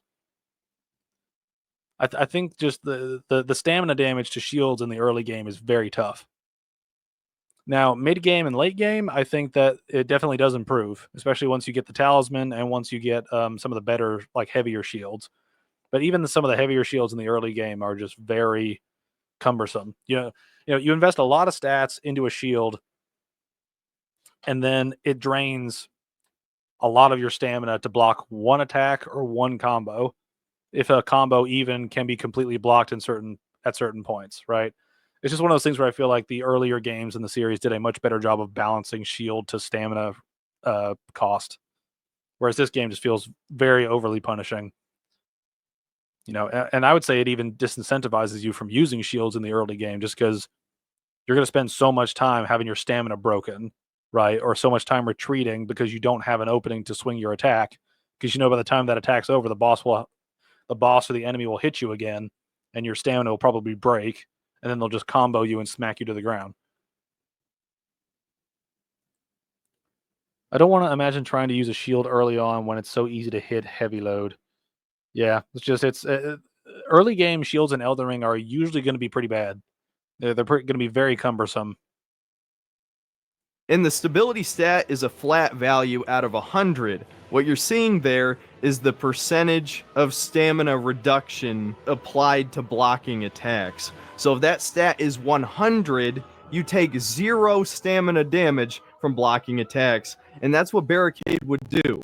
So any Great Shield could effectively block any attack for about 10 seconds. Now they've made the skill cost more FP, and it lasts less time, which it didn't even last that long to begin with originally. So that kind of sucks, but there's still the Fingerprint Great Shield. If you're willing to go full strength build, that thing is essentially the Havel Shield of this game. It has an insanely high stability stat, and it also does a surprising amount of damage, so you could feasibly just shield bash people to death with that thing. But to get back to the guard counter, as you might expect with this barricade spell, or just, a shield with an insane amount of stability, you can just block every attack and then do your 1 guard counter. The problem with this, of course, is that some of the later bosses jump back after attacking, or they immediately start a new combo after the first one, and the guard counter is not as fast as a rolling R1 or even a strong attack from certain faster weapons. The only real benefit to the guard counter is that it does do a lot of stance damage, but probably only about as much as maybe a jumping heavy R2, and you can do a lot of jumping attacks compared to the amount of guard counters that you could realistically do against harder bosses. There's just way more applications for jumping and attacking, especially if you've memorized boss movesets. So I'm not going to waste too much more time on this. Let's just say shields are probably the best they've been since Dark Souls 1, but because everything has gotten faster over time, they're still not as viable, and they're certainly way less fun than just rolling because the enemies are so fucking fast or they attack so many times that the games just aren't designed around shields anymore. I'm glad that they're viable, but I almost feel like it's not intentional that they're as good as they are. Let's get to the other mechanic that Yeah, that's the one thing. I think that there are definitely good shields in Elden Ring, and we've seen that based on some of the shield builds that people have made where they just crush people by shield bashing.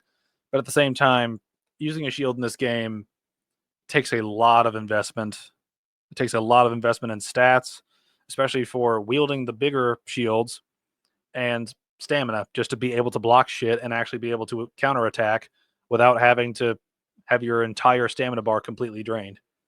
And I think that's the biggest problem. Just the ratio between stamina lost versus stat investment to increase and effectively use the shields is just very broken. Like some of that stamina loss is just ridiculous. I kind of don't like, but kind of like at the same time, the spirits.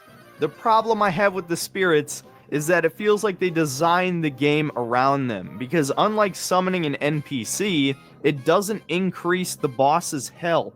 So there's actually no reason to not summon a summon, unless maybe you're a magic user who doesn't have a bunch of magic potions, I don't know. Or maybe you're a melee only character who didn't put any points into mind, so you can't summon a lot of the better summons. But even then, there's one huge fucking problem with this system, and if you've seen any of my streams, you already know what it is. Mimic is carrying me through this game, guys. He's absolutely carrying me. Okay, so like I mentioned earlier, the Mimic tier has been nerfed, so I'm just going to very quickly go over what made it so overpowered, and then let's just move on. I'm not going to lie to you, like I said in the clip, it really did carry me through a lot of the harder boss fights in this game because, well, the first thing that was obvious to pretty much everybody is that he has an insane amount of health.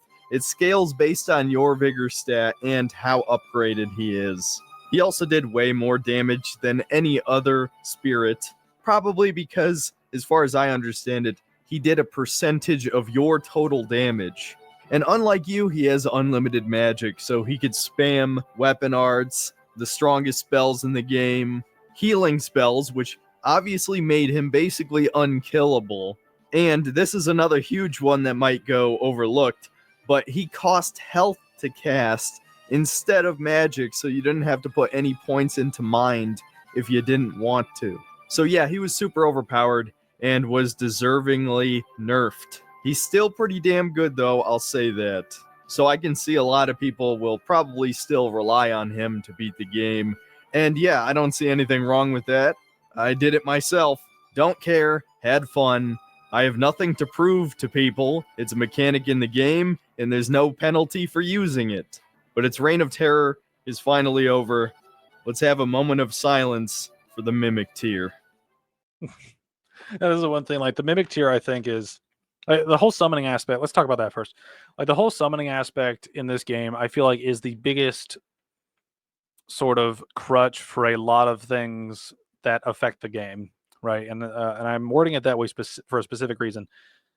The summons are basically a difficulty mitigator to a certain extent because a lot of summons will do something for the player, either in distracting a boss, helping you deal with a group of enemies, or helping offset the difficulty of some BS encounter where they spam you with a bunch of different bosses at the same time, or the boss just has unrelenting combos or something like that, right? The summons act as sort of a reprieve for you in that sense. On the other hand, they're basically a really useful tool for normies who are just getting into the series to help deal with the bullshit in the game, right? So they're essentially a counter bullshit system for a lot of the stuff in the game because now you have a summon that can take damage instead of you, and may even solo a fight for you, right? Like as he mentioned, the Mimic tier, even to this day, is still very strong depending on what your build is. And there are several summons that are really, really, really good. Taish is probably up there as probably one of the better summons post all the patches, just because she can dodge, attacks very quickly, and can apply Destined Death, which reduces max health and deals damage over time, right? So summons can definitely carry you through the game, right? And while they may not necessarily solo every single boss for you, they can definitely add a huge safety net to fighting bosses. Now, the problem with this whole system is that you've essentially created a system where without summons, the boss acts like a regular boss. But there's a lot of overlapping bullshit between boss encounters and summon availability. And that's the ultimate problem. You have a lot of bosses that are multiples of the same type of enemy, or of a similar type of enemy, right? Whether you look at the duo pumpkin heads or the duo giant golem looking dudes, right? The not the golems that you beat with critical points, but the guy with the wings that you like the black hand gargoyle thingies, right? Those you have the twin clean rot knights, just all the fights where you're basically fighting a duo or a trio of enemies. The summon is basically the developer saying, hey, here's your counter to our bullshit, have your own bullshit. But within doing that, they've created a system that allows the player to use bullshit against single bosses, right? And it's it comes back to a point I made earlier where adding more shit to the pile doesn't change the fact that it's a pile of shit, right? You're just overcomplicating the whole process by, instead of rebalancing fights where it's a good single enemy or a very balanced duo enemy, you've just copy and pasted things, and you've just given us a summon that acts as our +1 to help deal with the bullshit you created, but also allows for us to use bullshit against the bosses that you've created. So you're fighting bullshit with more bullshit. You're not actually creating a deeper system. You're just giving players something to help counter your own bullshit. It's that thing that I brought up in several videos and streams is Just because you create a problem and give a solution to it doesn't mean that the problem needed to exist in the first place. And personally, what I would have preferred is if you just have just the player dealing with bosses and just the summons not be there. Just rebalance all the bosses and just don't have players deal with spam. Don't have players deal with multiple enemies that hit ridiculously hard and will cover each other, right? Rebalance shit. Don't just copy and paste multiple enemies into the same arena with 2 Crystallians, 2 Azure Beastmen, 3 Azure Beastmen, 3 Crystallians, 2 Mad Pumpkin dickheads, whatever it is. Rebalance the boss fights. Stop copying and pasting them and then throwing a summon for us to use and say, okay, that fixes the problem, because it doesn't.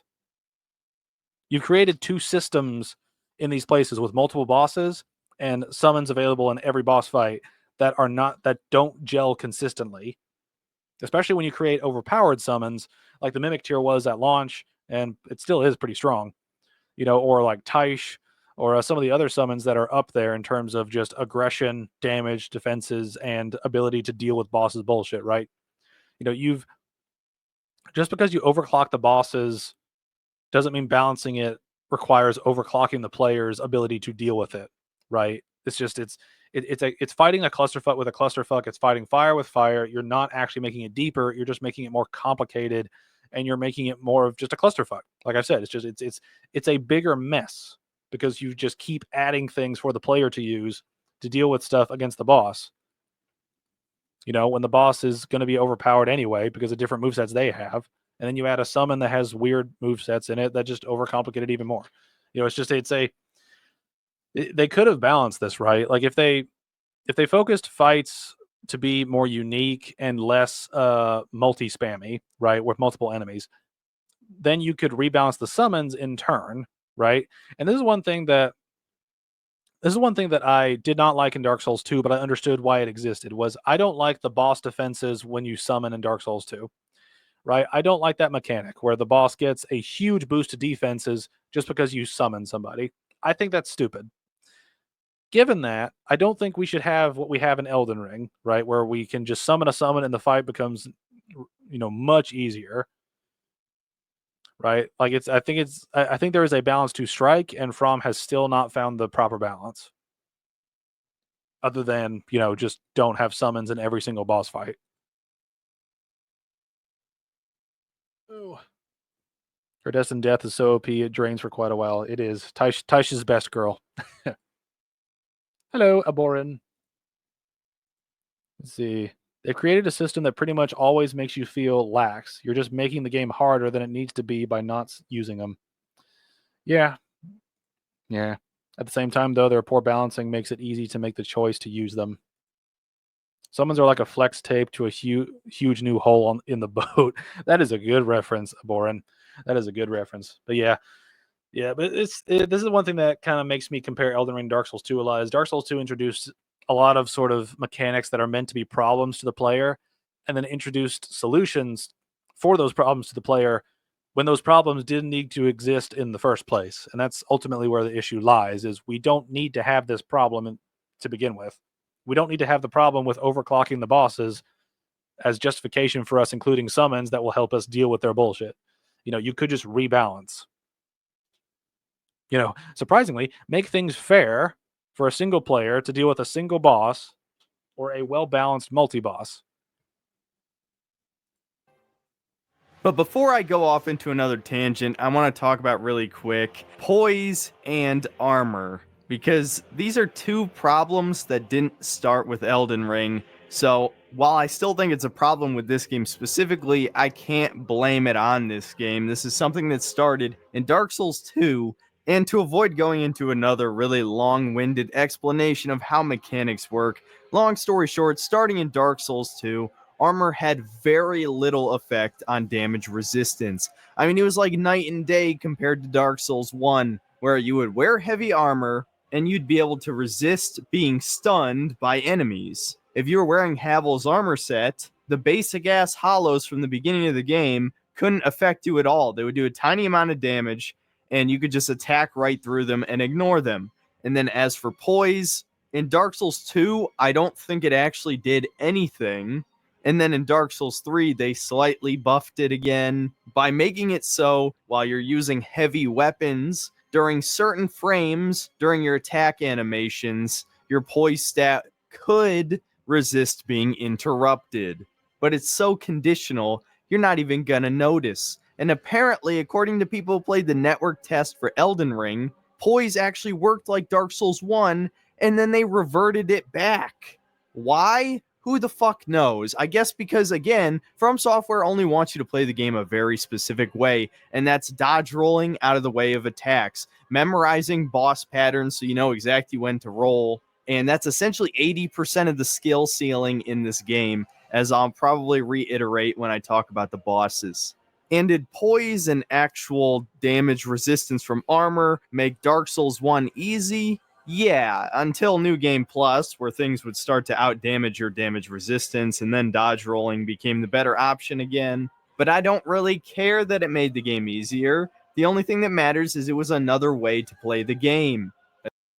I mean, I think one thing he's talking about here with the poise in Dark Souls 1, I think, is that like leveling up, like unlocking extra resources in any game is going to make it easier.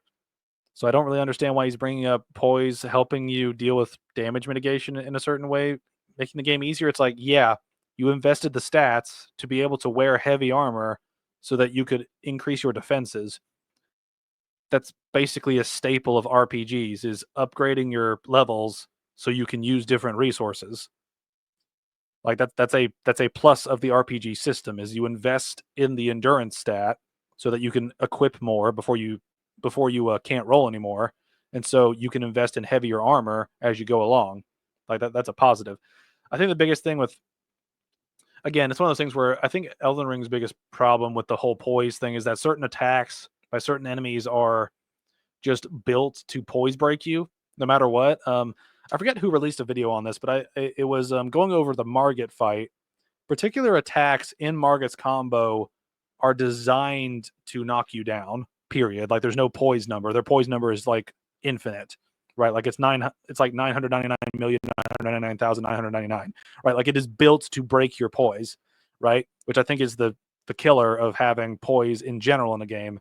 If you're just going to create boss moves that break through the poise no matter what, and it is noticeable in Elden Ring that there are certain things that are more poise breakable, if that's a phrase, and other ones that are not. And there's an inconsistency there between them that I think is sort of annoying, either from a player perspective in terms of when you get stunned, and from like an enemy perspective when they get stunned, right? Like it's a very like the poise in Elden Ring is very sort of choppy. It works in particular ways in certain situations. It works in particular ways in different situations. But then there's a massive overlap between those two sort of scenarios, depending on the enemy, right? As opposed to depending on the poise of that particular enemy. Like Melania is a good example of this, where a lot of attacks can stun her, right? Like if you just take like a generic greatsword build, right? Just say you're using the ultra greatsword, just a regular ultra greatsword, right? In phase one, you can pretty much stun her almost all the time with that sword, barring a couple abilities. In her second phase, she can still be stunned quite a bit, but there are certain attacks that you feel like you should be able to stun her through. Namely, her little like kick turnaround spin thing, right? Like you feel like you should be able to stun her during that, but it's very inconsistent when you can stun her during that. Excuse me. But it is a thing where just the poise in Elden Ring is much less useful and feels radically imbalanced just for the sake of boss fights being harder.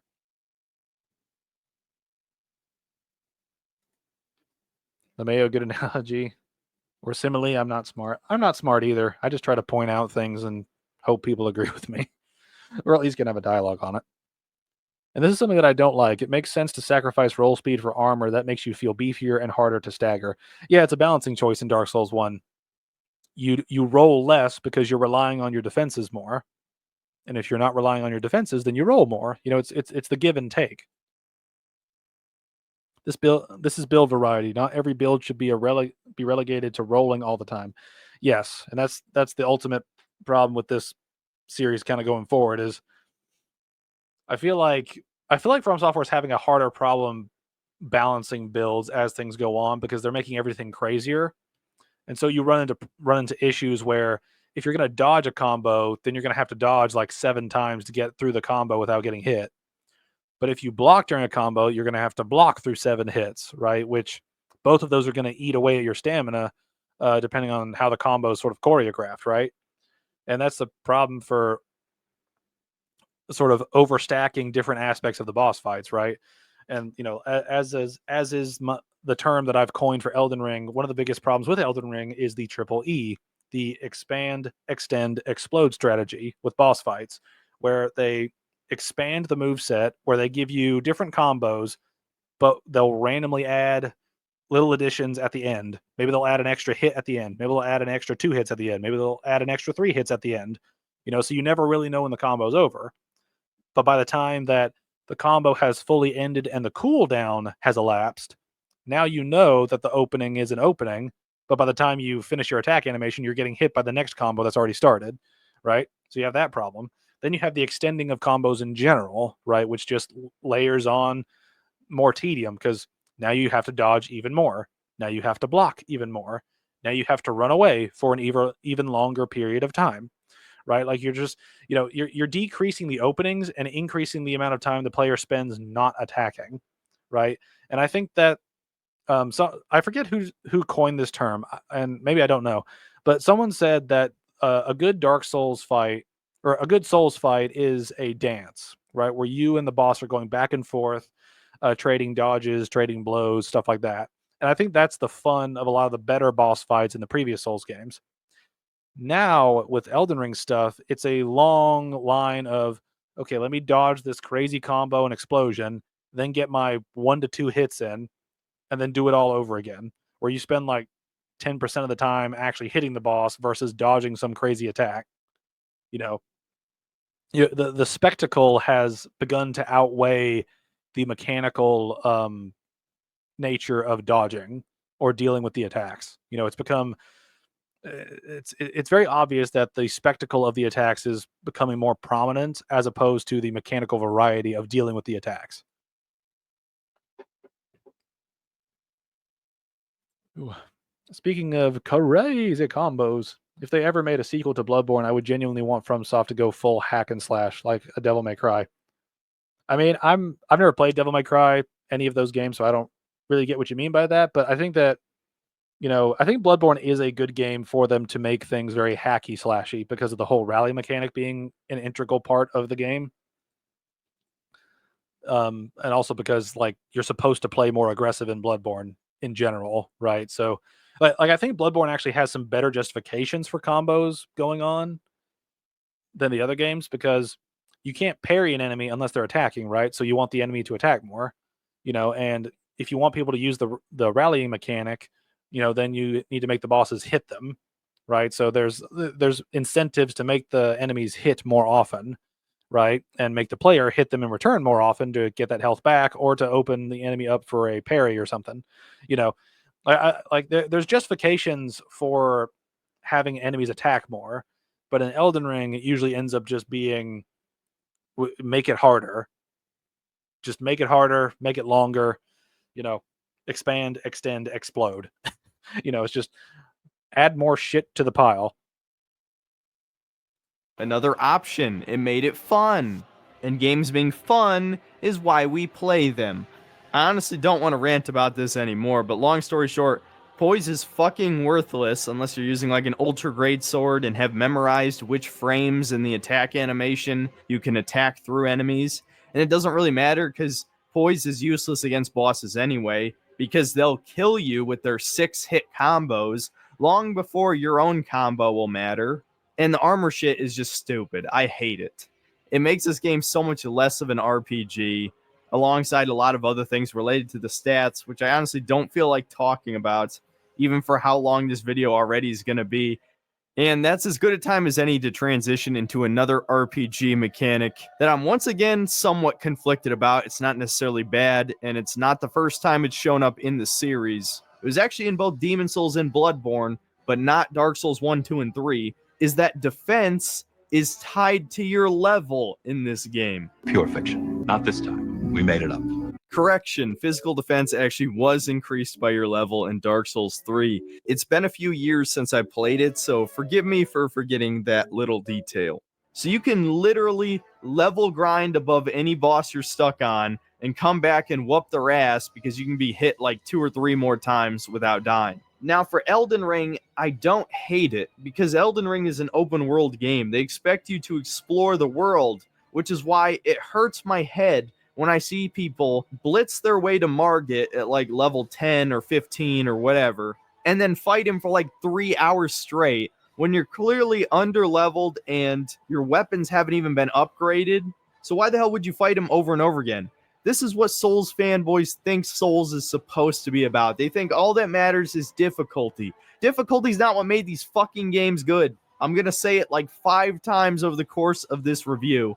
But beating your head against the wall on the same boss over and over again has never been the appeal of these games.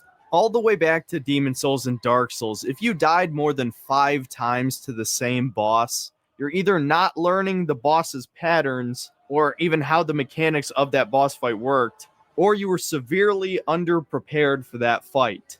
Those are really the only 2 possibilities, and they've sort of brought this back in the form of that physical defense mechanic. If you're getting Oh, I mean, I need to back this up. I'm very confused on what he's meaning here because it is one of those things where it's like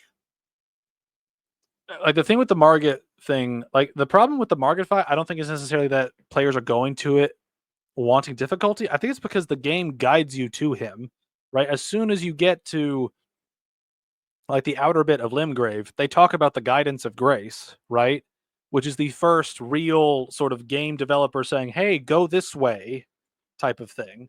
And also, you have no idea that the Margit fight is going to trigger, right? Until you actually like go through it and get the cutscene. You don't really know. Now, granted, there is a summon outside, so you might think that there's like a boss there, but the game guides you to him immediately.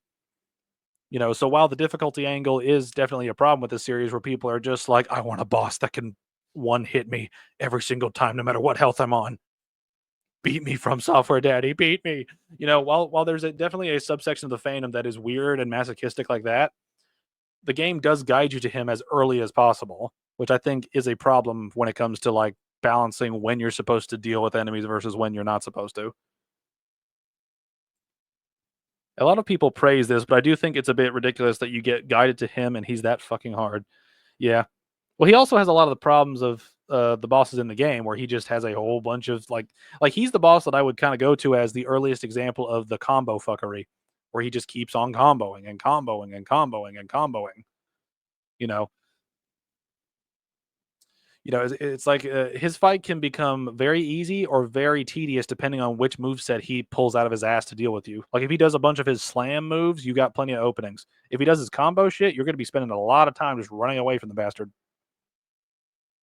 3 hours straight when you're clearly underleveled and your weapons haven't even been upgraded. So why the hell would you fight him over and over again?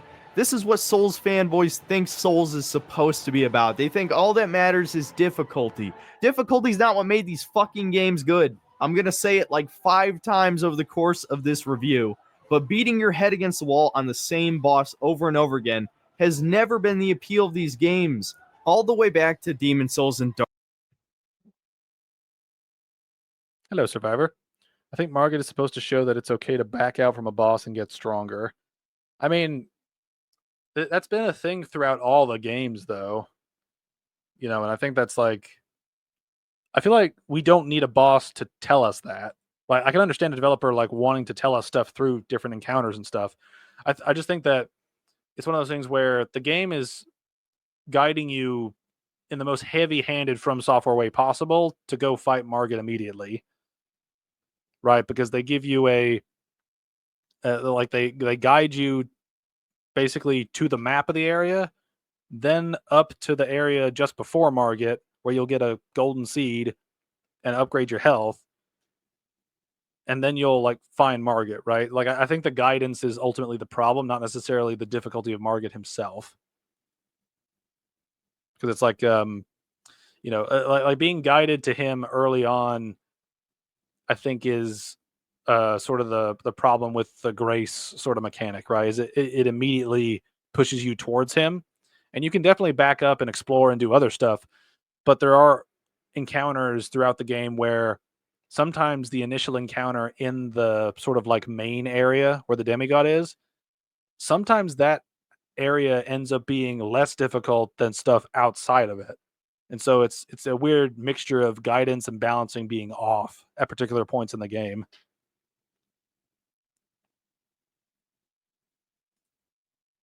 Yeah, I don't think they're like a note or an NPC that encourages you to explore the land before going straight to market. Yeah. It's one of those things that's hard to really discuss with like hard sort of stances on it, because when you make an open world game, or something like this, which is basically open world, and I say basically because it's not like Minecraft, right? Like you have a clear pathway to go in certain directions. That you have level scaling and stuff like that. It's not a completely free roam like Minecraft is, where you can go anywhere at any time and it basically works still.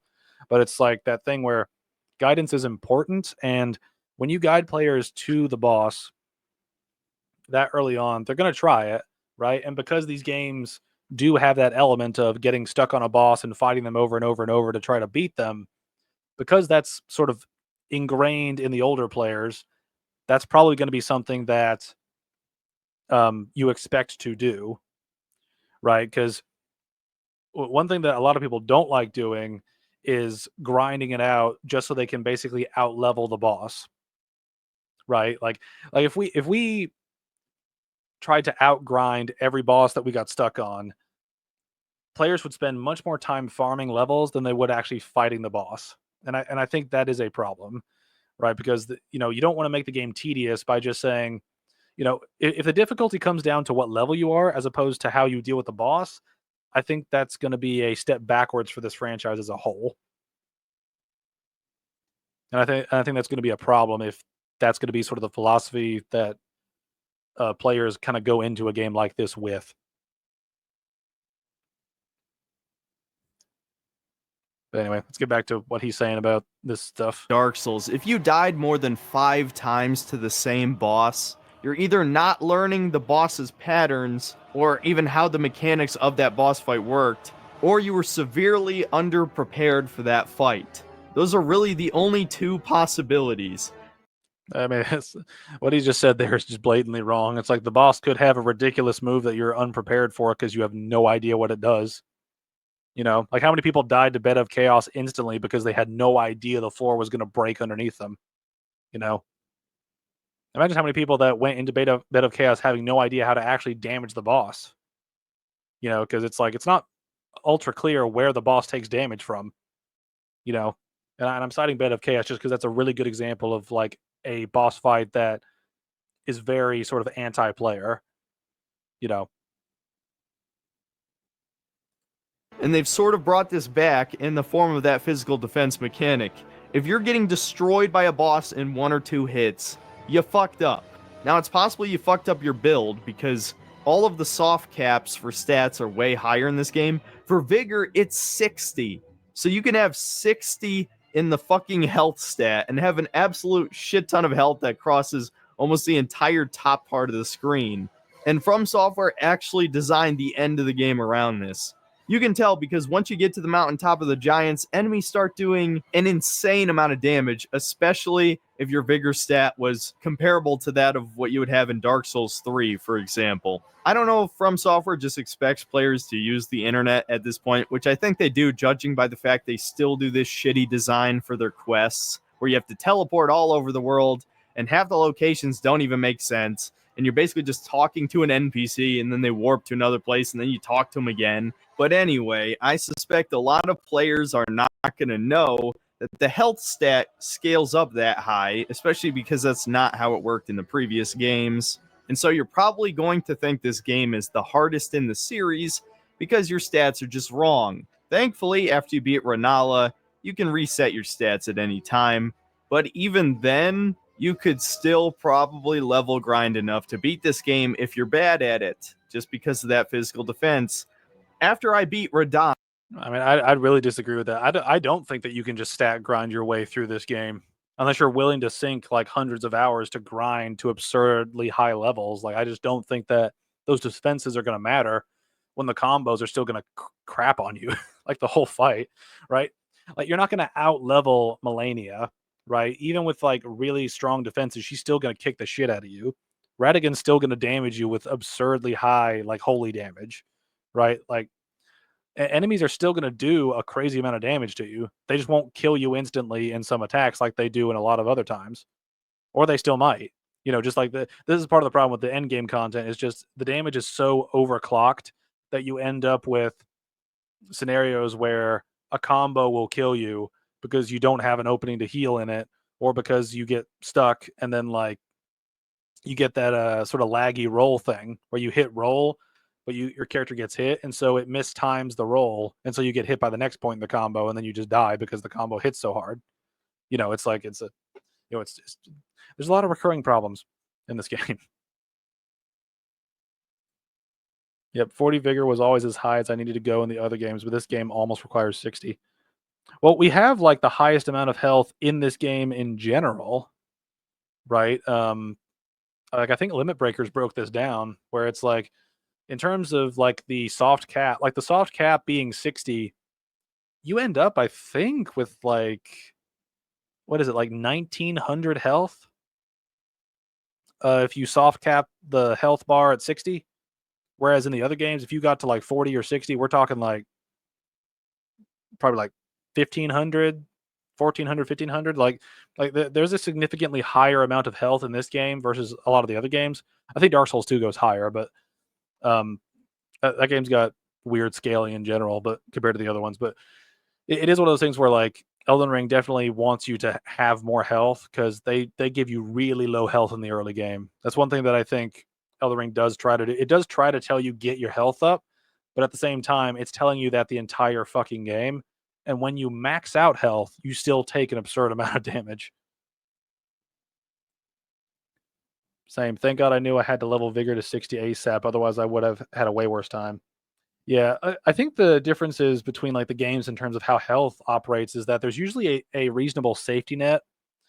Like whenever I play Dark Souls 1, 2, or 3, there's a reasonable safety net of if I get my HP to 1,000, I will be able to deal with most things in the early to mid game, right?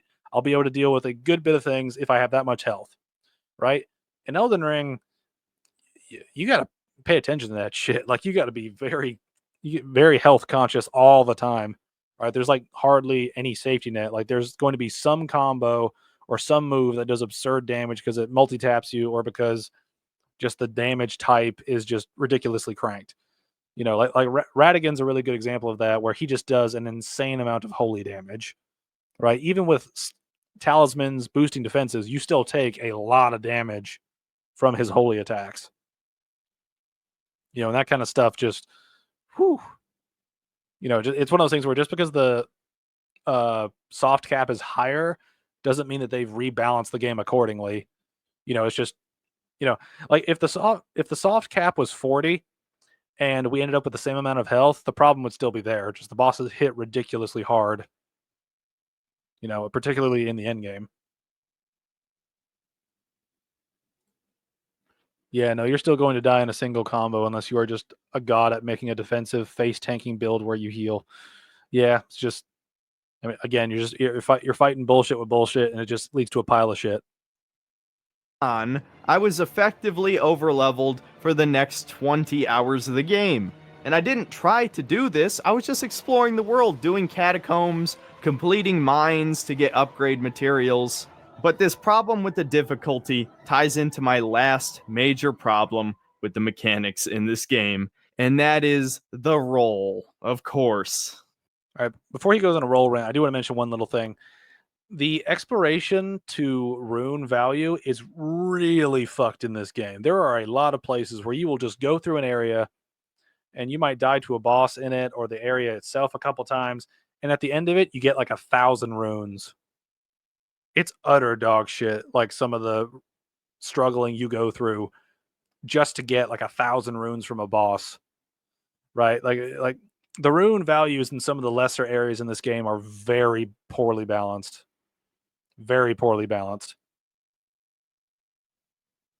The dodge roll has been the bane of this series since probably Dark Souls 1, at least when everybody started getting good at Dark Souls 1 and people were doing all these challenge runs, whether that be speed runs or soul level 1 runs.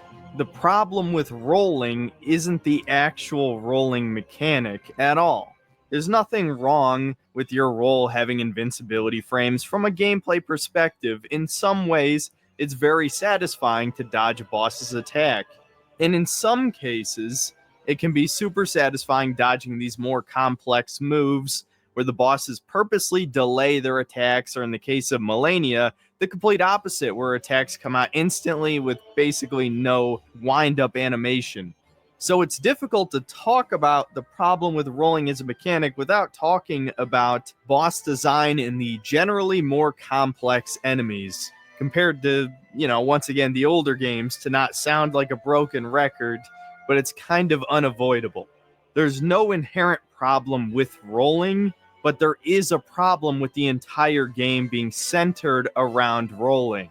With a mechanic like parrying, that's supposed to be the high skill maneuver in the game.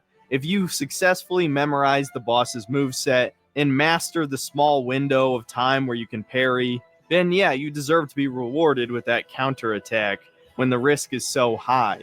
Dodge rolling is a generally very low risk move in these games, except for the last few bosses that attack so quickly they'll punish you if you roll too early. And a big part of the reason that it's so safe to roll is not just the invincibility frames, but the fact that it takes up so little stamina.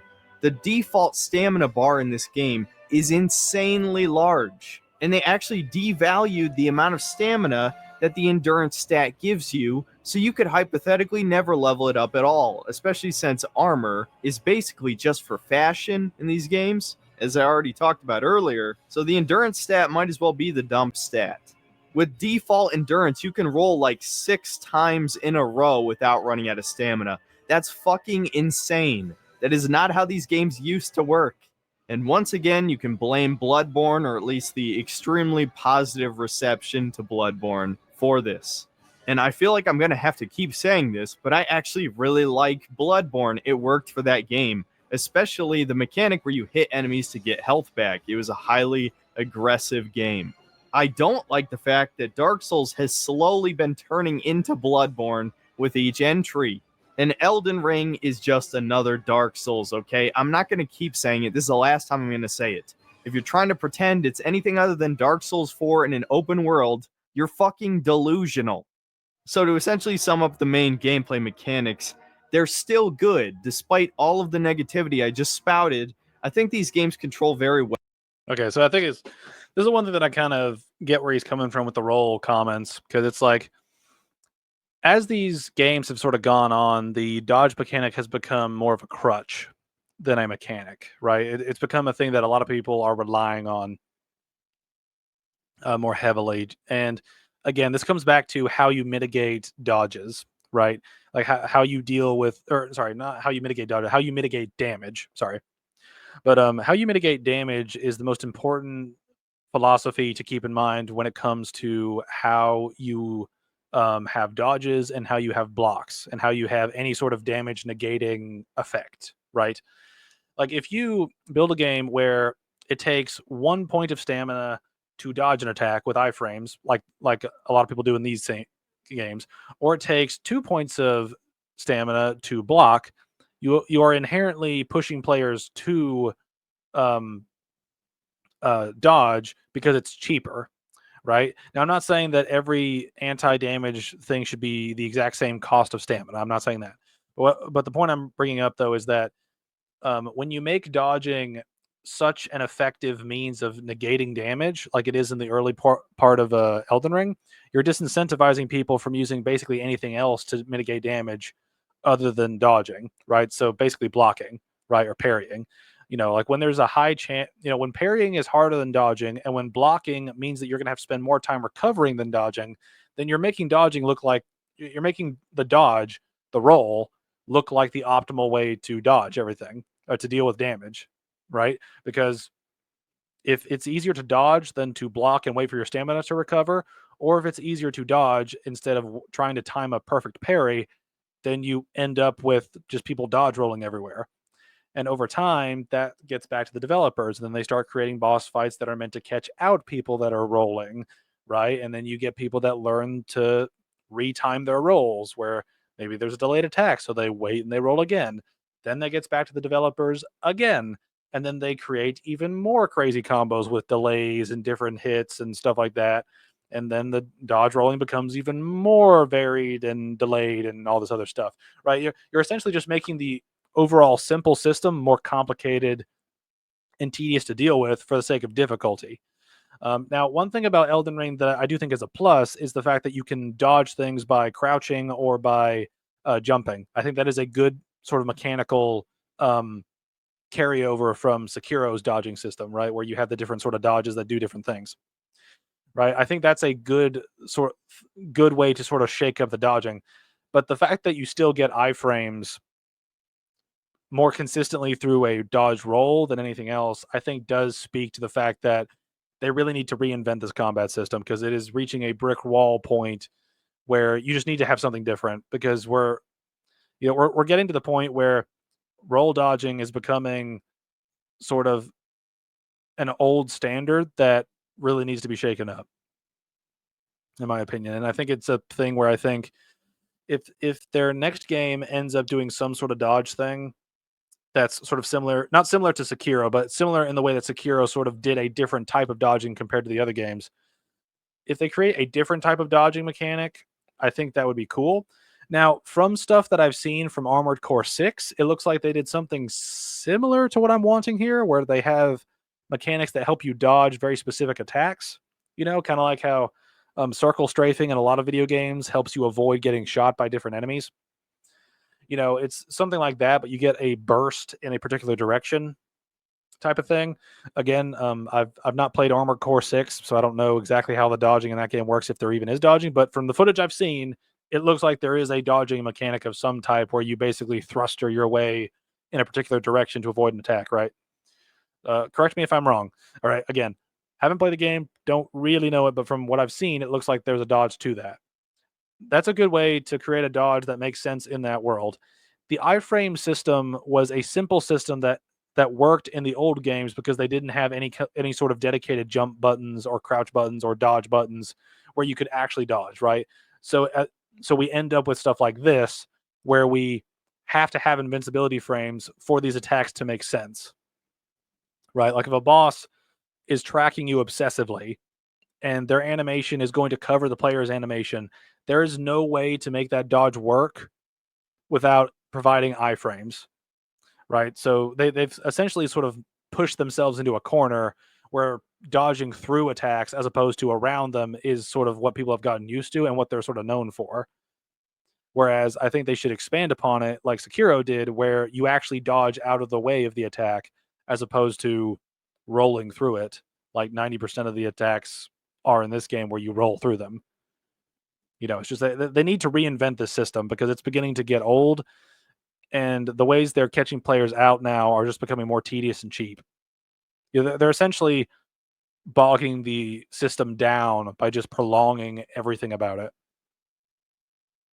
Well, they're simple, they're satisfying, and because the controls are so simple, most of the challenge is baked into the enemies, and there's so much enemy variety in these games, though Elden Ring does drop the ball a little bit on that, as I'll talk about very soon. I still think the games control very well, I just don't like that there's basically only one play style. It doesn't matter if you're a quality build, a strength and faith build, dex and intelligence, or some bizarre jack-of-all-trades mix of the four stats. You're just going to be rolling to dodge everything and then poking in between the boss's attack chains. That's how you play these games now. There is no other way to play. So every problem with Dark Souls 3 is also a problem with this game. The only improvements really are the spirits, which a lot of people don't even use because they're tryhards. Because the spirits at least split up the aggro between you and them, so the boss isn't constantly wailing on you with their whirlwind 6-hit combos that every goddamn boss in this game has. And the weapon arts are way more customizable and there's a lot more options. That's definitely a good thing. Other than that, it's just Dark Souls 3 again. I could talk about this all day, but let's move on. I'd say Dark Souls 3, but more tedious, which Dark Souls 3 already had had sort of the crow. This is one thing. Looking back on Dark Souls 3, the Dark Souls 3 was sort of the first point where we really started to notice like the tediousness of some of the combo extensions. And then we get Elden Ring, which just goes full bore into it, and it's like, oh no. they learned all the wrong lessons. All right, so see, how long is this section? This is about 15 minutes. I think I might try to finish this section off and then end the stream because I can't watch all of this today. I will do it later on. I promise. Now, this is the part of the video I was dreading talking about the most, the open world, because honestly, I could probably talk about it for 2 fucking hours. And there's a small amount of you who want to hear me talk about it for 2 hours, but I'm not going to. I'm going to try and divide this into sections the best I can, and not devolve into aimless rants every 5 minutes. The short version is, I like the open world, but From Software made some major mistakes here. And because they tried to make an open world on a smaller budget than a AAA company, they copy-pasted bosses over and over and over again.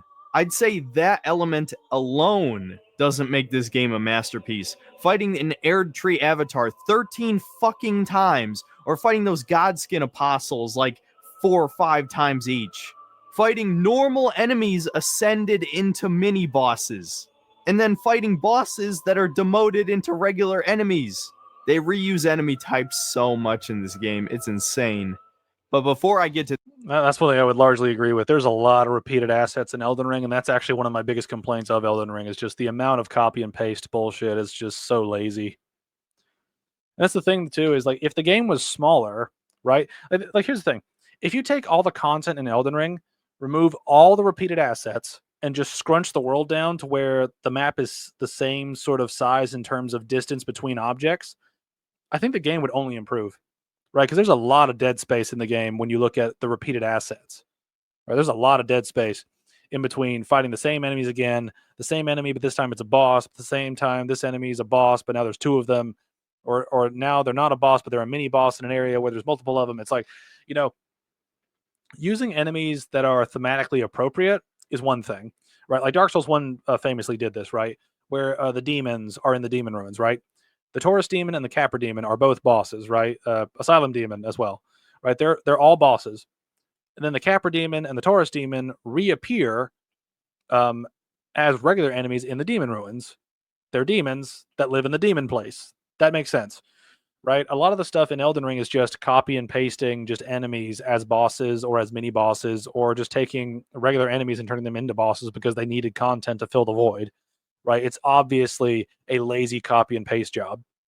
It's a lazy copy and paste, and that's a problem with the game. And I feel like this is one thing, I feel like a lot of complaints about the content in Elden Ring would actually, I would be interested to see the reaction to people if they made Elden Ring with all the content in the game that is unique, right? So they didn't repeat any of it, right? And then they just scrunched the world down to whatever the size would be if they kept this open world layout, but didn't repeat assets for bosses and for mini bosses and stuff like that. Like if they only made areas with unique enemies, I feel like this game would actually have gotten a lot more praise for the fact that they made such an open world game at that point with such unique bosses, right? The repeating of assets just makes the game feel repetitive, especially when it's this big, right? They focused on the width of the content, not the depth of it, which is a very common thing that people have kind of talked about with things that sort of lead games to be bad, right? Is like when you do essentially the same activity but 400 times in a game, that doesn't, make for a good experience in the long run because you're basically just doing the same thing over and over, right? Now, having a different map layout is one thing, but fighting the same boss again, but now there's 2 of them, is just lazy.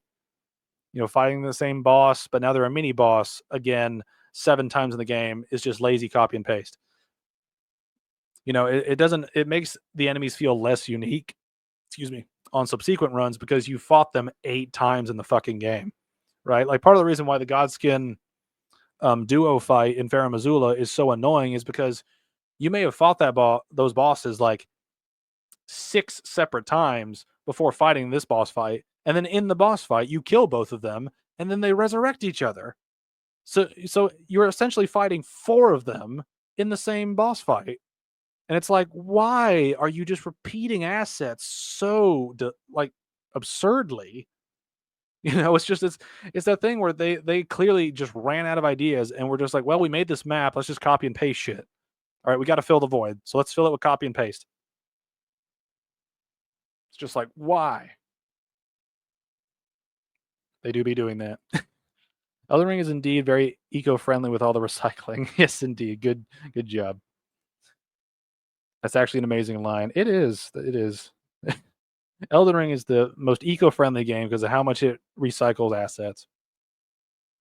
To that, let's just talk about the open world itself first, because this is the new big thing, the selling point of this game. So what does that mean for the sake of the game? Okay, well, you've likely played the game already, but in case you haven't, I'll try to explain it as concisely as possible. You essentially wander the world and kill stuff. That's pretty much it. While there are some quests along the map, and there's these huge legacy dungeons, which are no doubt the best part of the game, I'm not going to talk about that just yet. Let's get... The term legacy dungeon bugs me.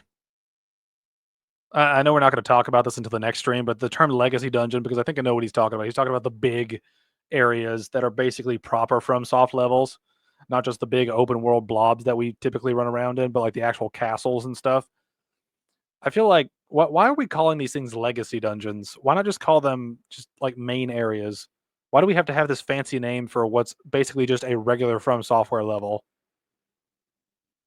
It's a pet peeve of mine. It's just why. To the main open world activities first. While this game doesn't exactly have activities, like I said in the previous video, you can sort of stretch what the definition of that means to cover a handful of different locations that are in each section of the map. The first you'll likely come across are the various churches across the map. In most of these churches, you'll receive a sacred tear, which permanently upgrades the amount of healing your Flask of Crimson Tears gives you.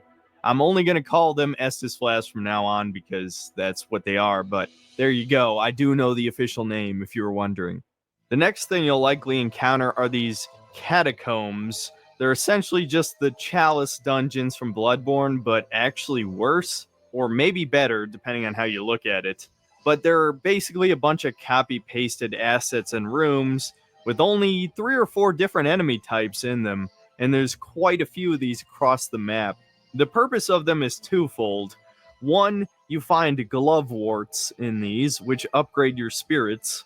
And 2, to fight bosses and get loot, because every single dungeon in this game has a boss in it, which is good, except when you fight the same boss over and over again. But in the early game, it feels very satisfying. You're going to fight a variety of different bosses. Limgrave is no doubt the best part of the map. It is the most dense, and you'll get to experience all the activities for the first time, so it feels like the game has a lot of variety.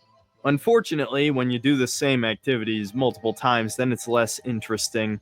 And technically, I kind of skipped an activity here, but really likely the first thing you'll see, if you can even call this an activity, are the world bosses. Essentially, bosses just roaming the open world.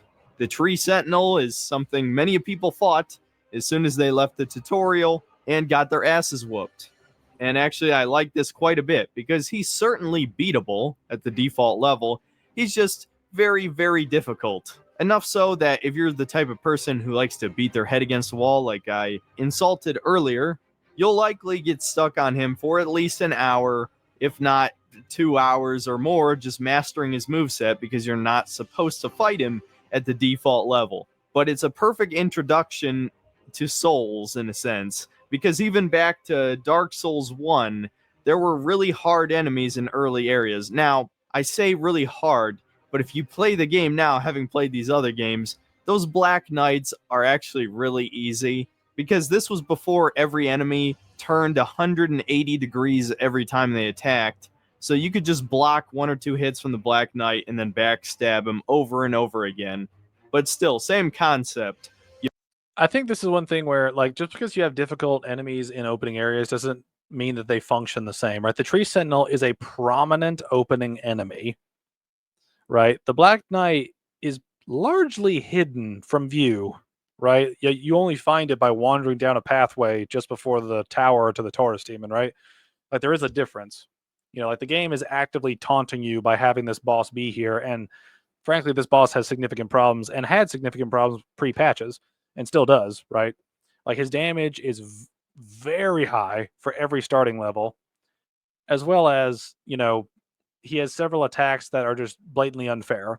There is the one attack where it's one of his shield slams. I forget which one it specifically is, but it essentially has a double tap hitbox where it can hit you twice, and one slam can be enough to hit KO an early player that has not leveled up past just showing up. And the other attack also does enough damage to one hit KO you. So you've essentially got a boss that can double insta kill you, even if you dodge away from it. And it's one of those things that makes this opening fight a really good emblematic example of Elden Ring's content, where they just make it difficult for the fucking sake of it. It's just one of those things where, like, I don't care if you want me to get my health up. You just threw a challenge at us immediately that we can run away from, right? I don't think that's good in any situation, right? I don't think it's good for wanting to fight the boss, and then when you're losing, just being able to run away. I don't think it's good for the fact that you have a tough boss immediately out the gate. Just I don't I don't think having this boss right here as soon as you spawn into Limgrave is a good example of what the game has to offer. If anything, I think it shows exactly how overly punishing Elden Ring is going to be. You put an enemy in the early game that is super difficult to new players, and it gives you something to come back to, or if you beat him, then you'll feel super accomplished afterward. Certainly good design. And not too far from the Tree Sentinel is the first dragon boss you'll fight. And unfortunately, this dragon enemy is reused many times. It wouldn't surprise me if there's at least 10 across the entire game, like the Erd Tree avatars. But the first time you fight this dragon in the lake, it's pretty awesome. And as you get later in the game, there's obviously much tougher world bosses like the Deathrite Bird. Definitely one of the harder bosses in the game. But even then, there's like 3 of him scattered across the map. But you likely won't encounter multiple of him naturally, at least. I guess I could say that. But if you're a completionist, you're going to be fighting a lot of the same boss over and over again. I'll try not to say it too many more times. Another major activity in each of the zones are the minor Erd trees.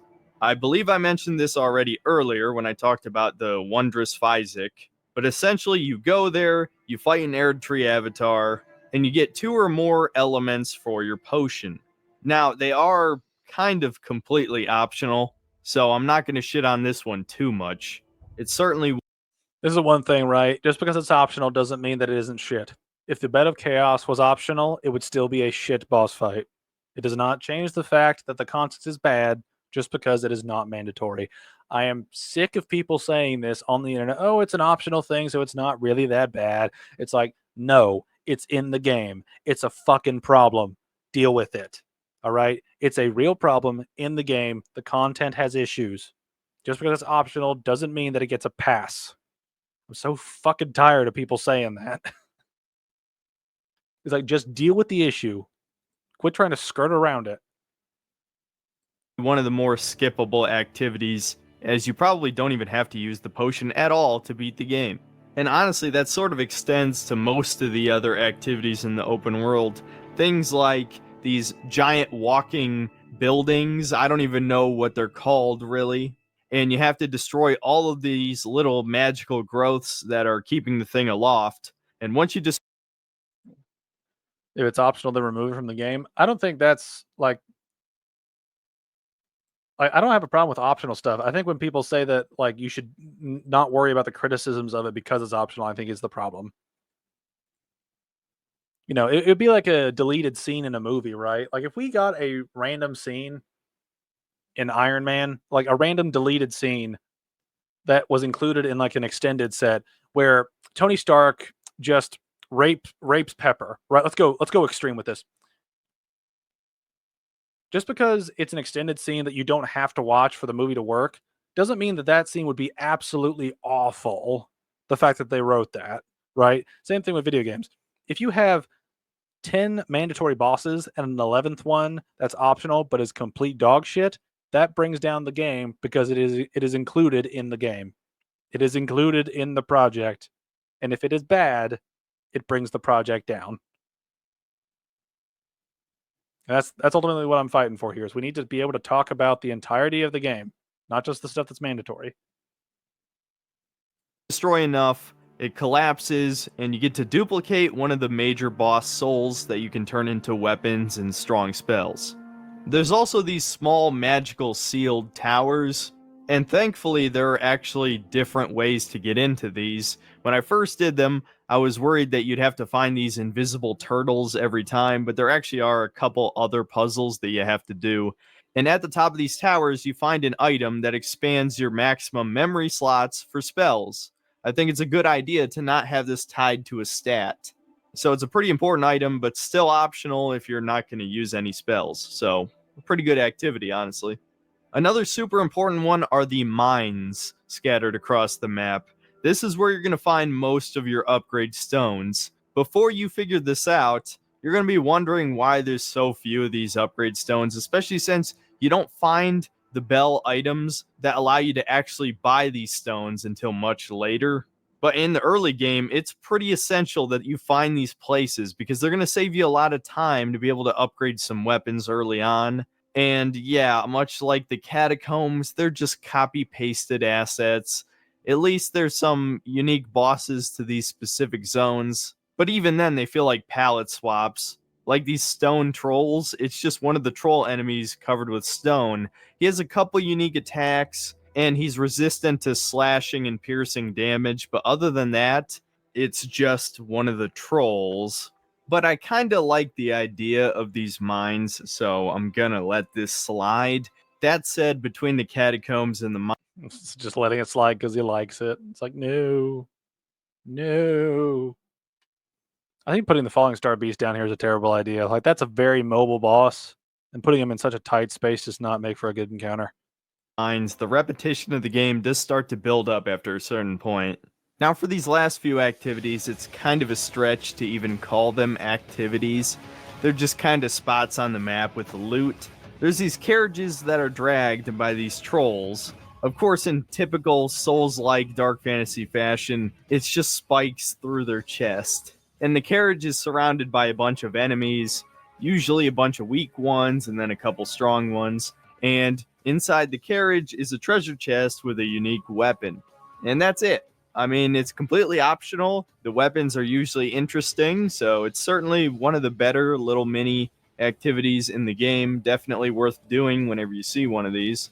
But then on the other hand, you have these bandit camps. These actually feel like complete padding, I'm going to be honest. I did not complete a single one that was worth the time. They're exactly what they sound like. It's just a small little camp, and you kill the enemies inside and grab a couple items. That's pretty much it. All of them look the same, and there's only a handful of different enemy types that appear in these across the game, and they're pretty generic. So yeah, these kind of suck.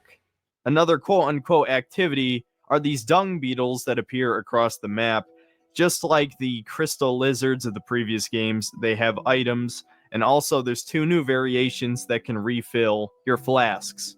There's also another variation of these dung beetles that is invisible, and you essentially have to follow its dung print and hit it along the path that it follows to get the item. And you can actually get some really good shit out of this, namely Ashes of War. And so, yeah, it was always worth going out of your way to hit these dung beetles when you see them. Though, weirdly enough, the flask refilling ones often appear in areas where you don't need to refill your flask yet. Kind of a minor nitpick there, but almost every time I came across one of them, my flasks were nearly full. And the very last notable That is one thing that I do kind of agree with him on, is that the placement of some of the restoration scarabs are really weird.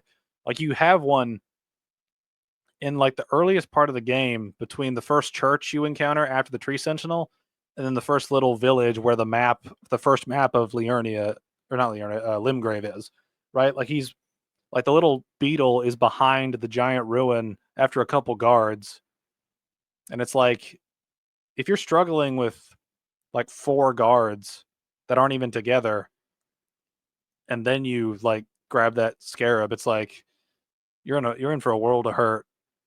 Like if that's where you need the beetle to be, a little scarab thing.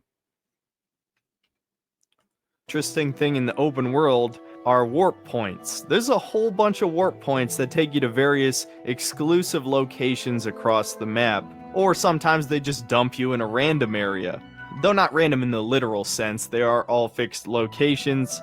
You will often get dumped to a place that is a significantly higher level than you're currently at.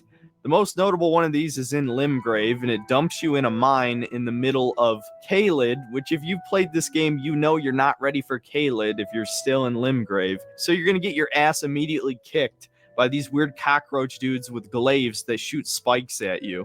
But I really like the concept of this.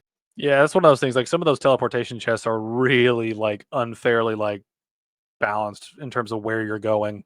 That Limgrave one is probably the most egregious, where you're in an early game area, but you're in an early game zone, in an early game area in that zone, and then you get teleported to a mine that you can't warp out of, and you're surrounded by enemies that are way tougher than you.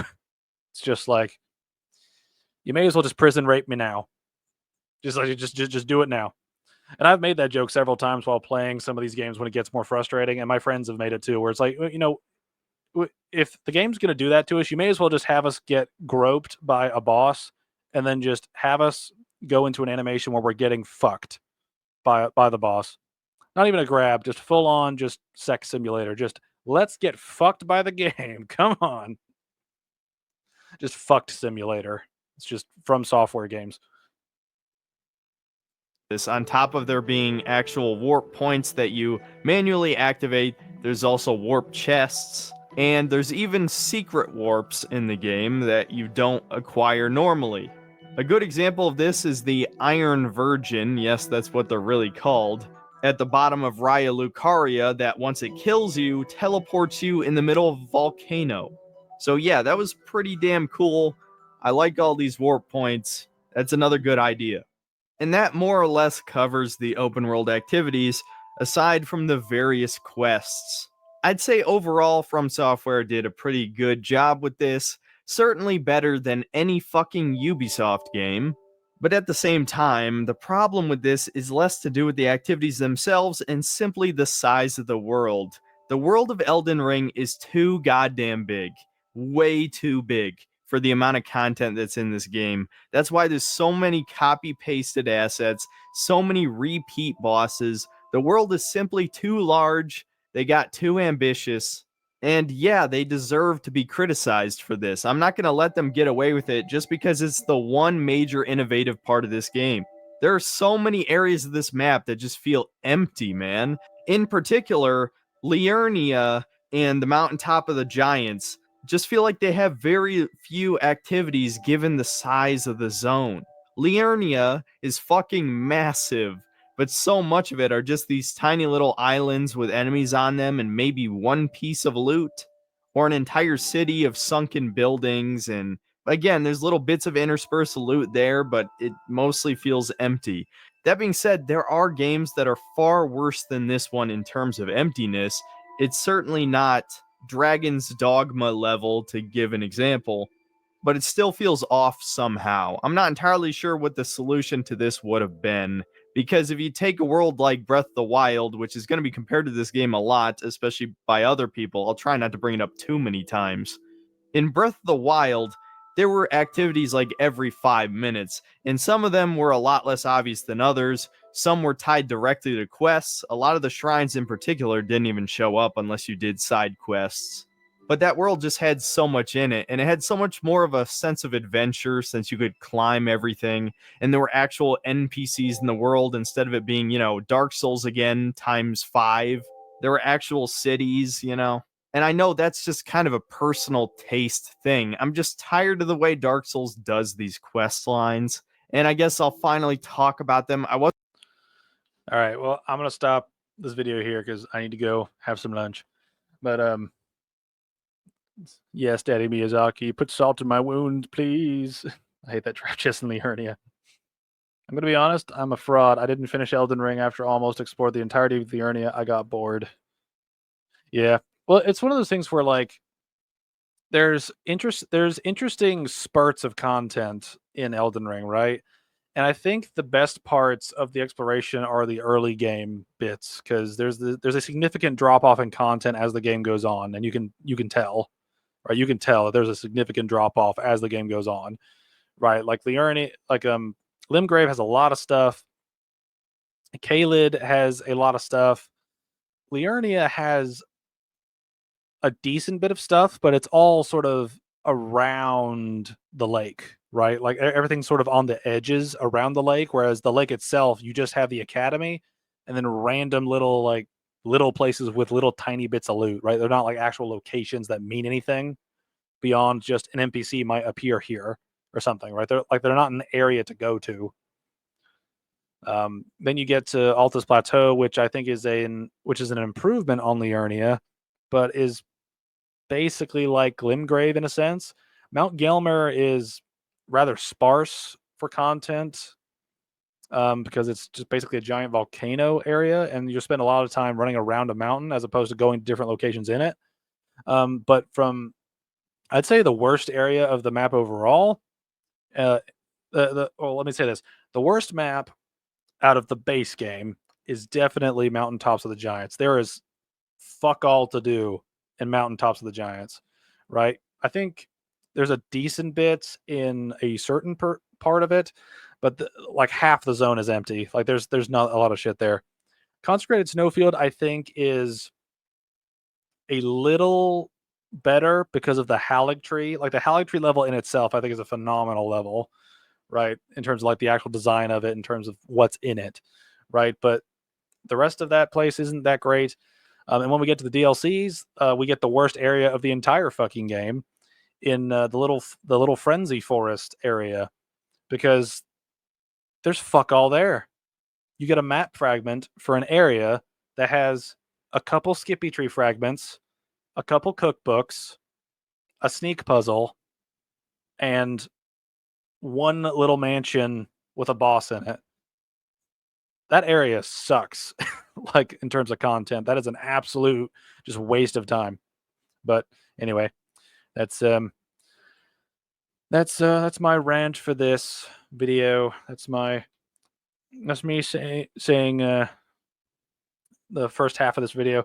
Some of the complaints, I feel like this game is sort of unifying in a sense because we've all sort of dealt with the complaints of the series as a whole. Now, I think the differences of where people that it's one of those things too. Like I like playing Elden Ring, but at the same time, it has a lot of problems that make me skip over a lot of the content in it. Right. And it's one of those things where I have more fun playing Dark Souls 2 than I do Elden Ring.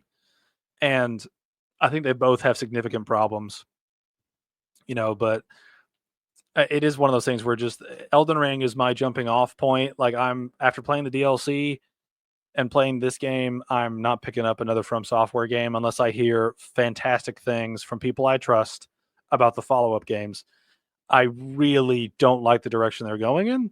And so I'm probably going to say adieu from this sort of studio for a while, especially after the recent news of Sony trying to buy them. I don't know if they are going to buy them or if they're trying to buy them.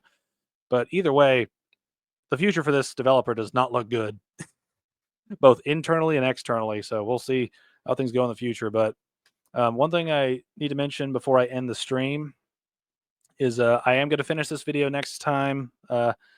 I think I should be free next Saturday. If I'm not, another Sekiro run will be up. If I am not available the next time, again, more Sekiro. Sekiro is sort of my filler whenever I can't be here.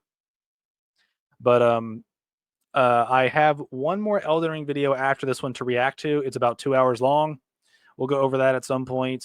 And after that, I am closing off Elden Ring reaction content. I don't want to react to Elden Ring anymore. I'm so sick of Elden Ring and talking about Elden Ring.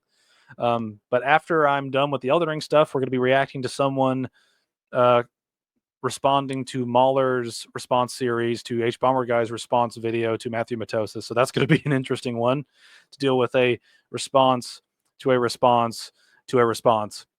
So that'll be fun, and that'll get us out of the Elden Ring sphere and go back to other games that I want to talk about too. So that should be fun. But that'll be definitely a 2025 series when we get there. So for now, I'm looking to close the chapter on Elden Ring because I'm really tired of talking about it. Same, but I'm biased towards DS2 since my first Souls game. That's the thing. Dark Souls 2 was also my first Souls game, and I still have problems with it. But I think Dark Souls 2 like has the biggest opportunity for fun out of the series because of how crazy you can make the builds with all the like boss farming you can get.